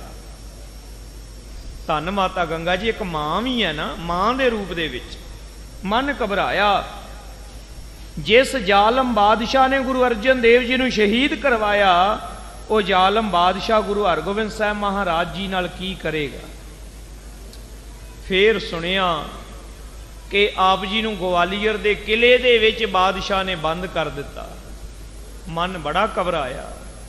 ਇਹ ਵੀ ਸੁਣਿਆ ਆਪ ਜੀ ਨੂੰ ਖਤਮ ਕਰਨ ਲਈ ਇੱਕ ਪੋਸ਼ਾਕ ਨੂੰ ਜ਼ਹਿਰ ਆਲੂਦ ਕਰਕੇ ਤੁਹਾਡੇ ਤਾਈਂ ਭੇਜਿਆ ਗਿਆ, ਇਹਨੂੰ ਪਹਿਨ ਲਓ। ਤੇ ਜੇ ਉਸ ਪੋਸ਼ਾਕ ਨੂੰ ਆਪ ਜੀ ਪਹਿਨ ਲੈਂਦੇ ਤਾਂ ਪਤਾ ਨਹੀਂ ਕੀ ਹੋ ਜਾਂਦਾ। ਇਹ ਸੁਣ ਕੇ ਮਨ ਘਬਰਾਇਆ। ਇੱਕ ਮਾਂ ਦੇ ਰੂਪ ਦੇ ਵਿੱਚ ਹੋਰ ਵੀ ਕਈ ਗੱਲਾਂ ਸੁਣੀਆਂ, ਮਨ ਘਬਰਾਇਆ। ਪਰ ਅੰਦਰ ਦਾ ਸਿੱਖ ਕਹਿੰਦਾ ਸੀ, ਤੂੰ ਭੋਲੀਏ ਗੰਗਾ ਚਿੰਤਾ ਕਿਉਂ ਕਰਦੀ ਐ। ਧੰਨ ਗੁਰੂ ਹਰਗੋਬਿੰਦ ਸਾਹਿਬ ਸੱਚੇ ਪਾਤਸ਼ਾਹ ਗੁਰੂ ਨਾਨਕ ਦੀ ਜੋਤ ਨੇ, ਛੇਵਾਂ ਜਾਮਾਂ ਨੇ, ਧੰਨ ਗੁਰੂ ਅਰਜਨ ਦੇਵ ਜੀ ਆਪ ਚਾਹੁੰਦੇ ਨਾ ਤੇ ਕੌਣ ਸੀ ਉਹਨਾਂ ਨੂੰ ਸ਼ਹੀਦ ਕਰਨ ਵਾਲਾ। ਇਸੇ ਤਰ੍ਹਾਂ ਜੋ ਸਤਿਗੁਰੂ ਚਾਹਣਗੇ ਉਹੀ ਕੁਝ ਹੋਵੇਗਾ। ਗੁਰੂ ਦੀ ਮਰਜ਼ੀ ਤੋਂ ਬਗੈਰ ਕਿਹੜਾ ਬਾਦਸ਼ਾਹ ਹੈ ਜਿਹਦੇ ਵਿੱਚ ਇੰਨੀ ਤਾਕਤ ਹੈ ਉਹ ਪਰਮੇਸ਼ਰ ਦੇ ਭਾਣੇ ਨੂੰ ਉਲੰਘ ਕੇ ਆਪਣੀ ਮਰਜ਼ੀ ਕਰ ਜਾਵੇ। ਸ਼ਾਹੋ ਮਿਲਨ ਕੁਛ ਆਛੋ ਲਹਿਓ। ਤੇ ਬਾਦਸ਼ਾਹ ਦੇ ਨਾਲ ਤੁਹਾਡਾ ਮੇਲ ਕਿੱਦਾਂ ਦਾ ਹੋਇਆ। ਫਿਰ ਇਹ ਵੀ ਖਬਰ ਮਿਲੀ ਕਿ ਪਾਪੀ ਦੁਸ਼ਟ ਚੰਦੂ ਦੁਸ਼ਟ, ਉਹਨੂੰ ਬਾਦਸ਼ਾਹ ਨੇ ਗ੍ਰਿਫਤਾਰ ਕਰਕੇ ਤੁਹਾਡੇ ਹਵਾਲੇ ਕਰ ਦਿੱਤਾ ਹੈ। ਇਸ ਲਈ ਹੇ ਮੇਰੇ ਪਿਆਰੇ ਲਾਲ ਜੀ, ਦੱਸੋ ਕਿ ਬਾਦਸ਼ਾਹ ਜਹਾਂਗੀਰ ਦੇ ਨਾਲ ਤੁਹਾਡਾ ਮਿਲਾਪ ਕਿਹੋ ਜਿਹਾ ਰਿਹਾ ਹੈ। ਤੁਮਕੋ ਚਿਤਵਤ ਨਿਸ ਦਿਨ ਰਹੀ। ਰਾਤ ਦਿਨ ਸਵਾਸ ਸਵਾਸ ਮੈਂ ਤਾਂ ਤੁਹਾਡਾ ਹੀ ਚੇਤਾ ਕਰਦੀ ਰਹੀ। ਬਾਰ ਬਾਰ ਨਾਨਾ ਸੋਧ ਲਹੀ। ਤੇ ਬਾਰ ਬਾਰ ਮੁੜ ਮੁੜ ਕੇ ਤੁਹਾਡੀਆਂ ਹੀ ਖਬਰਾਂ ਉਡੀਕਦੀ ਰਹੀ। ਸ੍ਰੀ ਹਰਿ ਗੋਬਿੰਦ ਸਕਲ ਬਤਾਈ। ਧੰਨ ਸ੍ਰੀ ਗੁਰੂ ਹਰਗੋਬਿੰਦ ਜੀ ਨੇ ਫਿਰ ਕੱਲੀ ਕੱਲੀ ਗੱਲ ਸਾਰੀ ਮਾਤਾ ਜੀ ਨੂੰ ਸੁਣਾਉਣੀ ਕੀਤੀ। ਕਾਰਜ ਭਏ ਸਿੱਧ ਸਮੁਦਾਈ। ਇਹ ਮਾਤਾ ਜੀ ਸਾਰੇ ਕਾਰਜ ਸਿੱਧ ਹੋ ਗਏ, ਕੋਈ ਵੀ ਕਾਰਜ ਬਾਕੀ ਨਾ ਰਿਹਾ। ਜਿਹੜੇ ਜਿਹੜੇ ਕਾਰਜ ਕਰਨੇ ਸਨ ਸਾਰੇ ਹੀ ਕਰ ਦਿੱਤੇ। ਇੱਕ ਤਾਂ ਉਹ ਜਮਨਾ ਦੇ ਇਲਾਕੇ ਦੇ ਵਿੱਚ ਲੋਕਾਂ ਨੂੰ ਉਸ ਜੰਗਲੀ ਸ਼ੇਰ ਤੋਂ ਵੀ ਬਚਾਇਆ, ਸ਼ਿਕਾਰ ਉਹਦਾ ਕਰਕੇ। ਭਾਵੇਂ ਕਿ ਬਾਦਸ਼ਾਹ ਆਪਣੀ ਵੱਲੋਂ ਸਤਿਗੁਰਾਂ ਨੂੰ ਮੌਤ ਦੇ ਮੂੰਹ ਪਾਉਂਦਾ ਸੀ, ਪਰ ਸਤਿਗੁਰਾਂ ਨੇ ਉਹ ਵੀ ਪਰਉਪਕਾਰ ਕੀਤਾ। ਦੂਜਾ ਕਾਰਜ ਕਿ ਬਾਦਸ਼ਾਹ ਦੇ ਮਨ ਦੇ ਅੰਦਰ ਦੇ ਜਿਹੜੇ ਉਹ ਤੌਖਲੇ ਸਨ ਉਹ ਮਿਟਾ ਦਿੱਤੇ। ਤੇ ਬਾਦਸ਼ਾਹ ਨੇ ਗੁਰੂ ਅਰਜਨ ਦੇਵ ਮਹਾਰਾਜ ਜੀ ਦੀ ਸ਼ਹੀਦੀ ਦੇ ਨਿਮਿਤ ਮਾਫੀ ਮੰਗੀ। ਇਹ ਕੋਈ ਛੋਟੀ ਗੱਲ ਨਹੀਂ ਹੈ। ਕਈ ਵਾਰ ਮਨ 'ਚ ਖਿਆਲ ਆਉਂਦਾ ਉਹਨਾਂ ਜ਼ਮਾਨਿਆਂ ਦੇ ਰਾਜਿਆਂ ਨੂੰ ਆਪਾਂ ਬੜਾ ਮਾੜਾ ਕਹਿੰਦੇ ਆ। ਖਾਲਸਾ ਜੀ ਉਹਨੇ ਮਾਫੀ ਮੰਗ ਲਈ ਆਪਣੇ ਕੀਤੇ ਮਾੜੇ ਕੰਮ ਬਾਰੇ। 38 ਸਾਲ ਹੋ ਗਏ ਨੇ। ਆਪਾਂ ਇਸੇ ਮਹੀਨੇ ਬਰਸੀ ਮਨਾ ਕੇ ਹਟੇ ਆ, ਜੂਨ 1984 ਘੱਲੂਘਾਰੇ ਦੀ। ਅੱਜ ਦੇ ਬਹੁਤ ਸਾਰੇ ਲੀਡਰ ਇਹ ਗੱਲਾਂ ਕਹਿੰਦੇ ਨੇ ਵੀ ਮਾੜਾ ਹੋਇਆ। ਇਹ ਚੰਗੀ ਗੱਲ ਹੈ ਵੀ ਇਹਨਾਂ ਨੂੰ ਇਹ ਪਤਾ ਹੈ ਵੀ ਮਾੜਾ ਹੋਇਆ, ਪਰ ਜਦੋਂ ਕਿਹਾ ਜਾਂਦਾ ਨਾ ਵੀ ਫੇਰ ਭਾਰਤ ਦੀ ਸਰਕਾਰ ਦੁਨੀਆ ਭਰ ਵਿੱਚ ਵਸਦੇ ਗੁਰੂ ਨਾਨਕ ਨਾਮ ਲੇਵਾ ਸਿੱਖਾਂ ਕੋਲੋਂ, ਕੇਵਲ ਸਿੱਖ ਨਹੀਂ ਅੰਮ੍ਰਿਤਧਾਰੀ, ਗੁਰੂ ਨਾਨਕ ਨਾਮ ਲੇਵਾ, ਉਹਦੇ 'ਚ ਮੁਸਲਮਾਨ ਵੀ ਨੇ, ਉਹਦੇ ਵਿੱਚ ਹਿੰਦੂ ਵੀ ਨੇ, ਉਹਦੇ ਵਿੱਚ ਹੋਰ ਵੀ ਬਹੁਤ ਲੋਕ ਨੇ। ਉਹਨਾਂ ਦੇ ਕੋਲੋਂ ਮਾਫੀ ਮੰਗੇ, ਪਾਰਲੀਮੈਂਟ ਦੇ ਵਿੱਚ ਬਕਾਇਦਾ ਮੰਗੇ ਕਿ 1984 ਦੇ ਵਿੱਚ ਹਰਮੰਦਰ ਸਾਹਿਬ ਜੀ ਤੇ ਜੋ ਕੁਝ ਹੋਇਆ ਉਹ ਬਿਲਕੁਲ ਪਾਪ ਹੋਇਆ, ਬਿਲਕੁਲ ਗਲਤ ਹੋਇਆ, ਮਾੜਾ ਹੋਇਆ, ਤੇ ਭਾਰਤ ਦੀ ਸਰਕਾਰ ਤੇ ਭਾਰਤ ਦੀ ਫੌਜ ਇਹ ਦੁਨੀਆ ਭਰ ਵਿੱਚ ਵਸਦੇ ਗੁਰੂ ਨਾਨਕ ਨਾਮ ਲੇਵਾ ਸਿੱਖਾਂ ਦੇ ਕੋਲੋਂ ਮਾਫੀ ਮੰਗਦੀ ਹੈ। ਜਹਾਂਗੀਰ ਇਹਨਾਂ ਨਾਲੋਂ ਚੰਗਾ ਨਹੀਂ? ਫਿਰ ਉਹਨੇ ਤੇ ਮਾਫੀ ਮੰਗ ਲਈ ਸੀ, ਇਹ ਅੱਜ ਵਾਲੇ ਤੇ ਨਹੀਂ ਮੰਗਦੇ। ਸਾਧ ਸੰਗਤ ਜੀ, ਇਸ ਲਈ ਇਤਿਹਾਸ ਤੋਂ ਸਿੱਖਿਆ ਲੈਣੀ ਚਾਹੀਦੀ ਹੈ।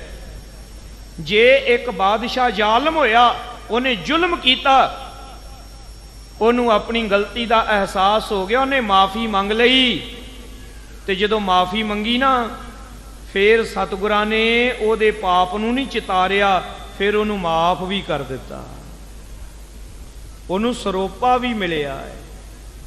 ਪਰ ਅਸੀਂ ਚਾਹੁੰਦੇ ਹਾਂ ਸਰੋਪਾ ਮਿਲੇ, ਪਰ ਕਹਿੰਦੇ ਮਾਫੀ ਨਹੀਂ ਮੰਗਣੀ, ਬਿਨਾਂ ਮਾਫੀ ਮੰਗਿਆ ਸਰੋਪੇ ਲੈਣੇ ਚਾਹੁੰਦੇ ਹਾਂ, ਅਸੀਂ ਮਾਫੀ ਨਹੀਂ ਮੰਗਣੀ ਚਾਹੁੰਦੇ। ਸੋ ਖਾਲਸਾ ਜੀ, ਇਤਿਹਾਸ ਦਾ ਤਾਂ ਮਤਲਬ ਹੀ ਇਹ ਹੈ ਸਿੱਖਿਆ ਲੈਣੀ, ਤੇ ਜੇ ਸਿੱਖਿਆ ਨਹੀਂ ਲੈਣੀ ਫਿਰ ਇਤਿਹਾਸ ਪੜ੍ਹ ਲਓ ਨਾ ਪੜ੍ਹ ਲਓ, ਇਹਦਾ ਕੋਈ ਵੀ ਲਾਭ ਨਹੀਂ ਹੈ। ਗੁਰ ਦਰੋਹੀ ਗਹਿਵਾਏ ਚੰਡਾਲਨ, ਜਿਹੜੇ ਗੁਰੂ ਕਾ ਦਰੋਹੀ ਸੀ ਨਾ ਮਾਤਾ ਜੀ, ਚੰਡਾਲ, ਦੁਸ਼ਟ, ਪਾਪੀ, ਜਿਹਦੀ ਧੌਣ ਦੇ ਵਿੱਚ ਕਿੱਲਾ ਅੜਿਆ ਹੋਇਆ ਸੀ, ਜਿਹੜਾ ਕਹਿੰਦਾ ਮੈਂ ਮਾਫੀ ਨਹੀਂ ਮੰਗਣੀ। ਖਾਲਸਾ ਜੀ, ਉਹ ਪਾਪੀ ਦੁਸ਼ਟ ਚੰਦੂ, ਅੱਜ ਕੱਲ ਕਈ ਬੜਾ ਯਤਨ ਕਰਦੇ ਚੰਦੂ ਨੂੰ ਬਰੀ ਕਰਵਾ ਲਈਏ ਤੇ ਸਾਰਾ ਦੋਸ਼ ਜਹਾਂਗੀਰ ਦੇ ਮੱਥੇ ਮੜ ਦਈਏ। ਜਹਾਂਗੀਰ ਨੇ ਤਾਂ ਮਾਫੀ ਮੰਗ ਲਈ ਤੇ ਉਹਦਾ ਖਹਿੜਾ ਛੁੱਟ ਗਿਆ, ਤੇ ਪਾਪੀ ਜਿਹੜਾ ਚੰਦੂ ਸੀ, ਇਹਦੀ ਧੌਣ 'ਚ ਕਿੱਲਾ ਬੜਾ ਅੜਿਆ ਸੀ, ਕਹਿੰਦਾ ਮੈਂ ਤਾਂ ਮਾਫੀ ਨਹੀਂ ਮੰਗਣੀ, ਗੁਰੂ ਹਰਗੋਬਿੰਦ ਸਾਹਿਬ ਨੂੰ ਮੈਂ ਖਤਮ ਕਰਵਾ ਦਿਆਂਗਾ, ਗੁਰੂ ਹਰਗੋਬਿੰਦ ਸਾਹਿਬ ਨੂੰ ਮੈਂ ਮਰਵਾ ਦਿਆਂਗਾ। ਇਸ ਕਰਕੇ ਵੇਖ ਲਓ ਫਿਰ ਇਸ ਪਾਪੀ ਦਾ ਕੀ ਹਾਲ ਹੋਇਆ। ਦਈ ਸਜ਼ਾਏ ਸਮੂਹ ਵਿਸਾਲਣ, ਉਹਨੂੰ ਮਾਤਾ ਜੀ ਬੜੀ ਸਜ਼ਾ ਮਿਲੀ ਆ ਉਹਦੇ ਕੀਤੇ ਪਾਪ ਦੀ।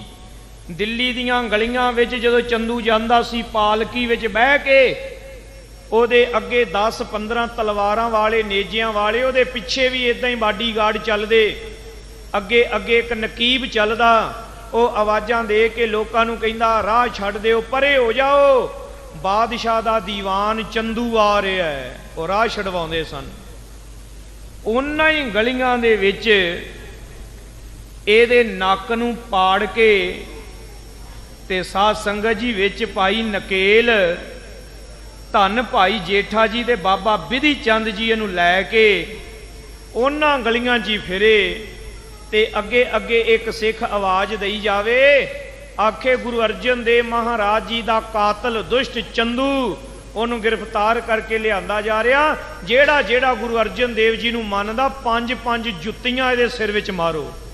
ਉਹਨਾਂ ਹੀ ਗਲੀਆਂ 'ਚ ਤੇ ਖਾਲਸਾ ਜੀ ਸਾਰੇ ਜੁੱਤੀਆਂ ਲਾ ਲਾ ਕੇ ਤੁਰੇ ਆਉਣ, 5-5 ਇਹਦੇ ਸਿਰ ਵਿੱਚ ਮਾਰਨ, ਤੇ ਨਾਲ ਭਾਈ ਜੇਠਾ ਜੀ ਕਹੀ ਜਾਣ ਹੌਲੀ ਮਾਰਿਓ, ਕਿਤੇ ਦੁਸ਼ਟ ਮਾਰੀ ਨਾ ਜਾਂਦਾ ਹੋਵੇ, ਇਹਨੂੰ ਲਾਹੌਰ ਲੈ ਕੇ ਜਾਣਾ, ਕਿਤੇ ਇੱਥੇ ਹੀ ਨਾ ਮਾਰ ਦਿਓ, ਇਹਨੂੰ ਤੇ ਅਜੇ ਅੰਮ੍ਰਿਤਸਰ ਲੈ ਕੇ ਜਾਣਾ ਹੈ, ਲਾਹੌਰ ਲੈ ਕੇ ਜਾਣਾ ਹੈ, ਇਹਨੂੰ ਨਿਸ਼ਾਨ ਇਬਰਤ ਬਣਾਉਣਾ ਹੈ, ਦੁਨੀਆ ਦੇ ਵਿੱਚ ਵਿਖਾਵਾਂਗੇ। ਸੰਗਤ ਜੀ, ਐ ਉਹ ਪਾਪੀ ਜੇ ਜਿਹਨੇ ਗੁਰੂ ਘਰ ਦੇ ਨਾਲ ਧਰੋ ਕਮਾਇਆ, ਪਾਪ ਕਮਾਇਆ। ਮਾਰ ਖਾਏ ਅਰ ਧਰਮ ਨਾ ਲਹੈ। ਇਸ ਕਰਕੇ ਹੇ ਮਾਤਾ ਜੀ, ਉਹ ਦੁਸ਼ਟ ਮਾਰ ਖਾਈ ਜਾਂਦਾ, ਹੁਣ ਕੁੱਟ ਖਾਂਦਾ ਹੈ ਤੇ ਰੋਜ਼ ਸੰਗਤਾਂ ਦੇ ਕੋਲੋਂ ਬੜੀ ਮਾਰ ਖਾਂਦਾ। ਮਰਹਿ ਨਰਕ ਮਹਿ ਸੰਕਟ ਸਹੈ। ਤੇ ਹੁਣ ਥੋੜੇ ਦਿਨਾਂ ਤੱਕ ਨਰਕਾਂ ਨੂੰ ਚਲਾ ਜਾਵੇਗਾ। ਸ੍ਰੀ ਨਾਨਕ ਜੀ ਭਏ ਸਹਾਏ। ਧੰਨ ਸ੍ਰੀ ਗੁਰੂ ਨਾਨਕ ਦੇਵ ਜੀ ਬੜੇ ਸਹਾਈ ਹੋਏ ਸਾਡੇ। ਰਾਖਿਓ ਬਿਰਦ ਆਪਨੋ ਆਏ। ਆਪਣਾ ਬਿਰਦ ਸੰਭਾਲ ਲਿਆ ਮੇਰੇ ਸਤਿਗੁਰਾਂ ਨੇ ਆਪ ਹੀ। ਇਤੇ ਆਦਿਕ ਸਭ ਗਾਥ ਸੁਨਾਏ। ਇਸ ਪ੍ਰਕਾਰ ਦੀਆਂ ਗੱਲਾਂ ਬਾਤਾਂ ਕਰਕੇ ਧੰਨ ਸ੍ਰੀ ਗੁਰੂ ਹਰਗੋਬਿੰਦ ਜੀ ਮਾਤਾ ਗੰਗਾ ਜੀ ਦੇ ਨਾਲ ਉੱਠੇ ਗੁਰੂ ਪੁਨ ਬਾਹਰ ਆਏ। ਫਿਰ ਮੇਰੇ ਸਤਿਗੁਰੂ ਜੀ ਬਾਹਰ ਆ ਗਏ ਹਨ। ਖਾਂ ਵਜ਼ੀਰ ਕੋ ਕਹਿ ਸਮਝਾਇਓ। ਇਹ ਵਜ਼ੀਰ ਖਾਨ ਨੂੰ ਇਸ ਪ੍ਰਕਾਰ ਸਮਝਾ ਦਿੱਤਾ। ਸ਼ਾਹੋ ਸਮੀਪ ਅਬ ਹੈ ਤੁਮ ਆਇਓ। ਜਾਓ ਬਾਦਸ਼ਾਹ ਦੇ ਕੋਲ ਤੇ ਉਹਨੂੰ ਜਾ ਕੇ ਦੱਸ ਦਿਓ। ਭੋਰ ਹੋਤ ਏਤ ਕੋ ਚਲ ਆਵਹੇ। ਕਿ ਜਦੋਂ ਅੰਮ੍ਰਿਤ ਵੇਲਾ ਹੋਏਗਾ ਉਦੋਂ ਆਇਓ ਹੁਣ ਇਧਰ ਨੂੰ ਸ੍ਰੀ ਹਰਮੰਦਰ ਸਾਹਿਬ ਵੱਲ ਨੂੰ। ਸੁੰਦਰ ਹਰ ਮੰਦਰ ਦਰਸਾਵਹੇ। ਫਿਰ ਅਸੀਂ ਆਪ ਨਾਲ ਚੱਲ ਕੇ ਬਾਦਸ਼ਾਹ ਨੂੰ ਹਰਮੰਦਰ ਸਾਹਿਬ ਦੇ ਦਰਸ਼ਨ ਕਰਵਾਵਾਂਗੇ। ਸੁਣ ਗਮਨਿਓ ਲੈ ਆਏ ਸ ਗੁਰ ਕੀ। ਇਹ ਆਗਿਆ ਲੈ ਕੇ ਵਜ਼ੀਰ ਖਾਨ ਚਲਾ ਗਿਆ। ਜਿਸ ਕੈ ਗਾਡੀ ਸ਼ਰਦਾ ਉਰ ਕੀ। ਇਹ ਵੱਡੇ ਭਾਗਾਂ ਵਾਲਾ ਗੁਰਮੁਖ ਹੈ ਜਿਹਦੇ ਮਨ ਦੇ ਵਿੱਚ ਬੜੀ ਸ਼ਰਧਾ ਹੈ। ਕਾਸ਼ ਕਿਤੇ ਸਤਿਗੁਰੂ ਜੀ ਸਾਡੇ ਮਨਾਂ 'ਚ ਵੀ ਸ਼ਰਧਾ ਪੈਦਾ ਹੋ ਜਾਏ। ਮਿਲਿਓ ਸ਼ਾਹੋ ਸੋ ਸਕਲ ਸੁਨਾਇਓ। ਇਹਨੇ ਜਾ ਕੇ ਬਾਦਸ਼ਾਹ ਜਹਾਂਗੀਰ ਨੂੰ ਚੰਗੀ ਤਰ੍ਹਾਂ ਗੱਲ ਸਮਝਾ ਦਿੱਤੀ। ਗੁਰ ਘਰ ਥਿਰ ਹਵੈ ਮੋਹਿ ਪਠਾਇਓ। ਸਤਿਗੁਰੂ ਜੀ ਨੇ ਮੈਨੂੰ ਭੇਜਿਆ ਹੈ। ਆਪ ਸਤਿਗੁਰੂ ਜੀ ਆਪਣੇ ਘਰ ਵਿੱਚ ਚਲੇ ਗਏ ਹਨ। ਪ੍ਰਾਤ ਹੋਤ ਰਾਵਰ ਭੀ ਦਰਸੋ। ਕਿ ਸਤਿਗੁਰਾਂ ਨੇ ਆਗਿਆ ਕੀਤੀ ਹੈ ਕਿ ਬਾਦਸ਼ਾਹ ਸਲਾਮਤ ਅੱਜ ਤੁਸੀਂ ਆਰਾਮ ਕਰ ਲਓ। ਜਦੋਂ ਸਵੇਰੇ ਅੰਮ੍ਰਿਤ ਵੇਲਾ ਹੋਵੇਗਾ ਫੇਰ ਅਸੀਂ ਆਪ ਜੀ ਨੂੰ ਦਰਬਾਰ ਸਾਹਿਬ ਦੇ ਸੱਚਖੰਡ ਸ੍ਰੀ ਹਰਿਮੰਦਰ ਸਾਹਿਬ ਦੇ ਦਰਸ਼ਨ ਕਰਵਾਵਾਂਗੇ। ਗੁਰ ਸਥਾਨ ਪਾਵਨ ਕੋ ਪਰਸੋ। ਸਤਿਗੁਰੂ ਜੀ ਦੇ ਅਸਥਾਨ ਨੂੰ ਆਪ ਜੀ ਨੇ ਜਾ ਕੇ ਸਵੇਰੇ ਫਿਰ ਦਰਸ਼ਨ ਕਰ ਲੈਣੇ। ਦੋਹਰਾ ਸ੍ਰੀ ਗੁਰ ਹਰਗੋਬਿੰਦ ਜੀ ਕਰ ਕੈ ਖਾਨ ਰੋਪਾਨ। ਇਧਰ ਧੰਨ ਸ੍ਰੀ ਗੁਰੂ ਹਰਗੋਬਿੰਦ ਸਾਹਿਬ ਜੀ ਪ੍ਰਸ਼ਾਦਾ ਛਕਿਆ। ਧੰਨ ਧੰਨ ਸਤਿਕਾਰਯੋਗ ਮਾਤਾ ਦਮੋਦਰੀ ਜੀ ਨੇ ਆਪ ਆਪਣੇ ਹੱਥੀਂ ਬੜੇ ਪ੍ਰੇਮ ਦੇ ਨਾਲ ਪ੍ਰਸ਼ਾਦਾ ਤਿਆਰ ਕਰਕੇ ਛਕਾਇਆ। ਸਭ ਪੁਰ ਕੋ ਆਨੰਦ ਦੈ ਬਾਣੀ ਮ੍ਰਿਦਲ ਬਖਾਨ। ਸਤਿਗੁਰੂ ਜੀ ਸਾਰੀਆਂ ਸੰਗਤਾਂ ਨੂੰ ਮਿੱਠੇ ਬੋਲ ਬੋਲ ਕੇ ਪਿਆਰ ਦਾ ਉਪਦੇਸ਼ ਦੇ ਕੇ ਨਿਹਾਲ ਕੀਤਾ। ਚੌਪਈ ਜਥਾ ਜੋਗ ਬੋਲੇ ਸਭ ਸਾਥ। ਸਾਰਿਆਂ ਦੇ ਨਾਲ ਬੜੇ ਪ੍ਰੇਮ ਦੀਆਂ ਬਾਤਾਂ ਪਾ ਕੇ ਕੁਸ਼ਲ ਪ੍ਰਸ਼ਨ ਕਰ ਕੈ ਗੁਰਨਾਥ। ਤੇ ਕੁਸ਼ਲ ਪ੍ਰਸ਼ਨ ਸਾਰਿਆਂ ਦਾ ਹਾਲ ਪੁੱਛਿਆ। ਮਹਿਲ ਆਪਣੇ ਜਾਏ ਸੁਹਾਏ। ਆਪਣੇ ਨਿਜ ਕਕਸ਼ ਦੇ ਵਿੱਚ ਆਪਣੇ ਨਿਜ ਮਹਿਲਾਂ ਦੇ ਵਿੱਚ ਆਰਾਮ ਕਰਨ ਚਲੇ ਗਏ। ਤਬ ਦਮੋਦਰੀ ਮੋਦ ਵਡਾਏ। ਧੰਨ ਮਾਤਾ ਦਮੋਦਰੀ ਜੀ ਨੇ ਬੜੇ ਪ੍ਰੇਮ ਦੇ ਨਾਲ ਸਤਿਗੁਰਾਂ ਦੇ ਚਰਨਾਂ ਦੀ ਸੇਵਾ ਕੀਤੀ। ਬੰਦਨ ਕਰੀ ਬੰਦ ਕਰ ਤਬੈ। ਔਰ ਮੁੜ ਮੁੜ ਕੇ ਚਰਨਾਂ ਤੇ ਮੱਥਾ ਰੱਖੀ ਜਾਂਦੇ ਹਨ। ਦੇਖਿਓ ਕੰਤ ਮਹਾ ਦੁੱਤ ਫੱਬੈ। ਪਿਆਰੇ ਸਤਿਗੁਰਾਂ ਦੇ ਦਰਸ਼ਨ ਪਾ ਕੇ ਬਹੁਤੇ ਪ੍ਰਸੰਨ ਹੋਏ। ਦਾਸੀ ਗਾਨ ਸੇਵਾ ਸਭ ਠਾਨੀ। ਬਾਕੀ ਵੀ ਦਾਸ ਦਾਸੀਆਂ ਸੇਵਾ ਕਰਦੇ ਚਾਅ ਨਾਲ ਉੱਡਦੇ ਫਿਰਦੇ। ਸੁਪਤੇ ਸਤਿਗੁਰ ਸੇਜ ਮਹਾਨੀ। ਇਸ ਤਰ੍ਹਾਂ ਵਾਹਵਾ ਹਨੇਰਾ ਹੋ ਗਿਆ ਤਾਂ ਸਤਿਗੁਰੂ ਜੀ ਸੌਂ ਗਏ, ਆਰਾਮ ਕਰਨ ਲੱਗੇ। ਜਾਮ ਨਿਸਾ ਤੇ ਜਾਗਰਤ ਹੋਏ। ਪਹਿਰ ਰਾਤ ਰਹਿੰਦੀ ਭਾਵ 3 ਵਜੇ ਦੇ ਨਾਲ ਜਾਗ ਕੇ ਸੌਚਾਚਾਰ ਕਰੀ ਸਭ ਜੋਏ। ਸਾਰੀ ਸਰੀਰ ਦੀ ਕਿਰਿਆ ਸੌਚਾਚਾਰ ਸੰਭਾਲ ਕੇ ਸੋਧ ਕੇ ਕਰ ਇਸ਼ਨਾਨ ਕੋ ਲਾਏ ਧਿਆਨ। ਇਸ਼ਨਾਨ ਕੀਤਾ ਫਿਰ ਧਿਆਨ ਧਰਿਆ ਹੈ। ਫਿਰ ਕਰ ਬ੍ਰਿਤੀ ਲੀ ਜਿਉ ਰਸ ਗਿਆਨ। ਇੱਕ ਰਸ ਦ੍ਰਿੜ ਨਾਮ ਦੇ ਵਿੱਚ, ਗਿਆਨ ਦੇ ਵਿੱਚ ਬਿਰਤੀ ਜੋੜ ਲਈ। ਸੰਗਤ ਸਕਲ ਸੋ ਮੱਜਤ ਹਵੈ ਕੈ। ਸੰਤਤ ਸਕਲ ਸੋ ਮੱਜਤ ਹੋਇ ਕੇ। ਸਾਧ ਸੰਗਤ ਜੀ, ਸਾਰੀ ਗੁਰੂ ਕੀ ਸੰਗਤ ਵੀ ਇਸ਼ਨਾਨ ਕਰ ਕਰਕੇ ਤਿਆਰ ਬਰ ਤਿਆਰ ਹੋ ਕੇ ਆਉਣ ਲੱਗੀ। ਸੁਨ ਹੈ ਕਰੈ ਕੀਰਤਨ ਸੁਖ ਪੈ ਕੈ। ਰਬਾਬੀ ਸਿੰਘ ਵੀ ਬੜਾ ਚਾਅ ਚੜਿਆ ਕਿ ਅੱਜ ਸਤਿਗੁਰੂ ਜੀ ਦੀ ਹਜ਼ੂਰੀ ਬਹਿ ਕੇ ਤੇ ਕੀਰਤਨ ਕਰਨਾ ਮਹਾਰਾਜ ਜੀ ਆਪ ਸੁਣਨਗੇ। ਜਹ ਕਹਿ ਪੁਰ ਮਹਿ ਆਰ ਹਰ ਮੰਦਰ। ਜਿੱਤੇ ਜਿੱਤੇ ਨਗਰ ਦੀਆਂ ਸੰਗਤਾਂ ਤੇ ਬਾਹਰੋਂ ਆਈ ਬਾਦਸ਼ਾਹ ਦੀ ਫੌਜ ਤੇ ਬਾਦਸ਼ਾਹ ਦੇ ਕਰਿੰਦੇ, ਉਹ ਵੀ ਸਾਰੇ ਦਰਬਾਰ ਸਾਹਿਬ ਆਉਣ ਲੱਗੇ। ਭਜਨ ਹੋਤ ਇੱਕ ਰਸ ਪ੍ਰਭ ਸੁੰਦਰ। ਇੱਕ ਰਸ ਸਿਮਰਨ ਹੋਣ ਲੱਗਾ, ਕੀਰਤਨ ਹੋਣ ਲੱਗਾ। ਸੂਰਜ ਉਦੈ ਭੋਗ ਤਬ ਪਰਿਓ। ਜਦੋਂ ਸੂਰਜ ਚੜਿਆ ਤਾਂ ਭੋਗ ਪੈ ਗਿਆ ਸ੍ਰੀ ਆਸਾ ਕੀ ਵਾਰ ਜੀ ਦਾ। ਸਭਨ ਗੁਰੂ ਕੋ ਦਰਸ਼ਨ ਕਰਿਓ। ਸਾਰੀ ਸੰਗਤ ਆ ਕੇ ਖੁੱਲੇ ਦਰਸ਼ਨ ਕਰਨ ਲੱਗੀ। ਜਹਾਂਗੀਰ ਕੇ ਨਾਰ ਪੁਨ ਆਏ। ਇੰਨੇ ਚਿਰ ਨੂੰ ਬਾਦਸ਼ਾਹ ਜਹਾਂਗੀਰ ਦੇ ਬੰਦੇ ਆ ਗਏ। ਕਹਿ ਪੰਚਾਮ੍ਰਿਤ ਬਹੁ ਕਰਵਾਏ। ਉਹਨਾਂ ਨੇ ਮਾਇਆ ਲਿਆਂਦੀ ਹੈ ਬੜੀ ਤੇ ਆਣ ਕੇ ਮੱਥਾ ਟੇਕਿਆ। ਮਹਾਰਾਜ ਜੀ, ਇਹ ਕੜਾਹ ਪ੍ਰਸ਼ਾਦ ਦੀ ਦੇਗ ਦੀ ਮਰਜ਼ਾਦਾ ਹੈ ਤੁਹਾਡੇ ਘਰ ਦੀ, ਭਈ ਇੱਥੇ ਹੋਰ ਕੋਈ ਵਸਤੂ ਨਹੀਂ ਓਨੀ ਚੰਗੀ ਸਮਝੀ ਜਾਂਦੀ ਜਿੰਨਾ ਕੜਾਹ ਪ੍ਰਸ਼ਾਦ ਦੀ ਦੇਗ ਨੂੰ ਸਤਿਗੁਰੂ ਜੀ ਮਹੱਤਵ ਦਿੰਦੇ ਨੇ। ਤੇ ਸਾਡੇ ਬਾਦਸ਼ਾਹ ਜਹਾਂਗੀਰ ਨੇ ਆ ਮਾਇਆ ਭੇਜੀ ਹੈ ਕਿ ਇਸ ਮਾਇਆ ਦਾ ਕੜਾਹ ਪ੍ਰਸ਼ਾਦ ਉਹ ਤਿਆਰ ਹੋ ਜਾਵੇ। ਇਤਨੇ ਵਿਖੇ ਆਪ ਚੱਲ ਆਇਓ। ਇਸ ਤਰ੍ਹਾਂ ਕੜਾਹ ਪ੍ਰਸ਼ਾਦ ਦੀ ਦੇਗ ਤਿਆਰ ਕੀਤੀ ਗਈ ਹੈ ਤੇ ਇਹਨੇ ਵਿੱਚ ਬਾਦਸ਼ਾਹ ਜਹਾਂਗੀਰ ਵੀ ਆਪ ਚੱਲ ਕੇ ਆ ਗਿਆ। ਕਹੈ ਸਤਿਗੁਰ ਕੋ ਸੰਗ ਮਿਲਾਇਓ। ਤਾਂ ਸਤਿਗੁਰੂ ਮਹਾਰਾਜ ਜੀ ਨੇ ਬਾਦਸ਼ਾਹ ਦਾ ਜਦੋਂ ਆਉਣਾ ਸੁਣਿਆ, ਆਪ ਜੀ ਵੀ ਹਜੂਰ ਕਿਰਪਾ ਕਰਕੇ ਆ ਗਏ। ਪ੍ਰਥਮ ਅਕਾਲ ਤਖਤ ਕੋ ਆਏ। ਪਹਿਲਾਂ ਤਾਂ ਸ੍ਰੀ ਅਕਾਲ ਤਖਤ ਸਾਹਿਬ ਤੇ ਆਏ। ਇਹ ਜਿਹੜੇ ਦੁਨੀਆਦਾਰੀ ਦੇ ਤਖਤ ਨੇ ਨਾ, ਭਾਵੇਂ ਕੋਈ ਕਿੱਡਾ ਵੀ ਹੰਕਾਰਿਆ ਤਖਤ ਹੋਵੇ ਸਾਂ, ਪਰ ਖਾਲਸਾ ਜੀ ਜਿਹੜਾ ਅਕਾਲ ਪੁਰਖ ਦਾ ਤਖਤ ਹੈ ਨਾ, ਉਹਦੀ ਬਰਾਬਰੀ ਕੋਈ ਨਹੀਂ ਕਰ ਸਕਦਾ। ਅਕਾਲ ਤਖਤ ਦੇ ਅੱਗੇ ਦੁਨੀਆ ਦਾ ਹਰ ਤਖਤ ਝੁਕਦਾ ਹੈ ਤੇ ਝੁਕਦਾ ਰਹੇਗਾ। ਸਾਧ ਸੰਗਤ ਜੀ, ਬਾਕੀ ਤਖਤਾਂ ਦੀ ਅਜ਼ਮਤ ਆਉਂਦੀ ਹੈ, ਜਾਂਦੀ ਹੈ, ਬਣਦੀ ਹੈ, ਮਿਟਦੀ ਹੈ। ਉਹਨਾਂ ਤਖਤਾਂ ਦੀ ਤਾਕਤ, ਉਹਨਾਂ ਤਖਤਾਂ ਦੀ ਮਾਣ ਮਰਜ਼ਾਦਾ ਸਦਾ ਕਾਇਮ ਨਹੀਂ ਰਹਿੰਦੀ। ਇੱਕ ਅਕਾਲ ਤਖਤ ਹੈ ਜਿਹਦੀ ਮਾਣ ਮਰਜ਼ਾਦਾ ਰਹਿੰਦੀ ਦੁਨੀਆ ਤੱਕ, ਇਦਾਂ ਦੀ ਇਦਾਂ ਕਾਇਮ ਦੀ ਕਾਇਮ ਰਹਿਣੀ ਹੈ। ਇਹਨੇ ਨਹੀਂ ਡੋਲਣਾ, ਇਹ ਸ਼ਕਤੀ ਕਦੇ ਨਹੀਂ ਡਿੱਗਣੀ। ਸੋ ਖਾਲਸਾ ਜੀ, ਜਦੋਂ ਬਾਦਸ਼ਾਹ ਜਹਾਂਗੀਰ ਆਇਆ ਨਾ, ਇਹੋ ਹੀ ਹੈ ਉਹ ਬਾਦਸ਼ਾਹ ਜਹਾਂਗੀਰ ਜਿਹੜਾ ਤੜਫਿਆ ਸੀ ਬੜਾ। ਆਖੇ ਗੁਰੂ ਹਰਗੋਬਿੰਦ ਸਾਹਿਬ ਨੇ ਤਖਤ ਕਿਉਂ ਬਣਾਇਆ ਹੈ? ਮੈਂ ਢਵਾ ਦਿਆਂਗਾ, ਮਿਟਾ ਦਿਆਂਗਾ। ਆ ਵੇਖ ਲੋ ਹੁਣ ਕੀ ਹੋਣ ਲੱਗਾ।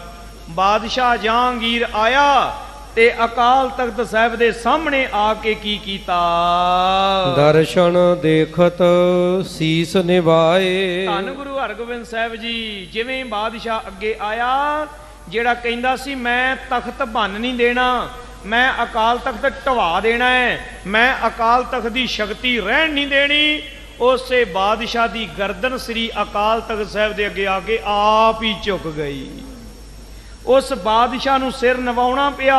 ਸਾਰੀ ਸੰਗਤ ਗੱਜ ਕੇ ਆਖੋ ਜੀ ਸਤਨਾਮ ਸ੍ਰੀ ਵਾਹਿਗੁਰੂ। ਧੰਨ ਗੁਰੂ ਹਰਗੋਬਿੰਦ ਸਾਹਿਬ ਜੀ ਮਹਾਰਾਜ, ਤੁਹਾਡਿਆਂ ਤਖਤਾਂ ਦੇ ਅੱਗੇ ਦਿੱਲੀ ਦੇ ਤਖਤ ਸਦਾ ਝੁਕੇ ਰਹੇ ਨੇ ਤੇ ਝੁਕੇ ਰਹਿਣਾ ਪਵੇਗਾ। ਇਸ ਕਰਕੇ ਪਿਆਰਿਓ, ਜੇ ਕੋਈ ਕਿਤੇ ਕੋਈ ਇਸ ਤਰ੍ਹਾਂ ਦਾ ਯਤਨ ਕਰਦਾ ਨਾ, ਇਹ ਐਵੇਂ ਭੁਲੇਖੇ ਹੀ ਨੇ ਲੋਕਾਂ ਦੇ।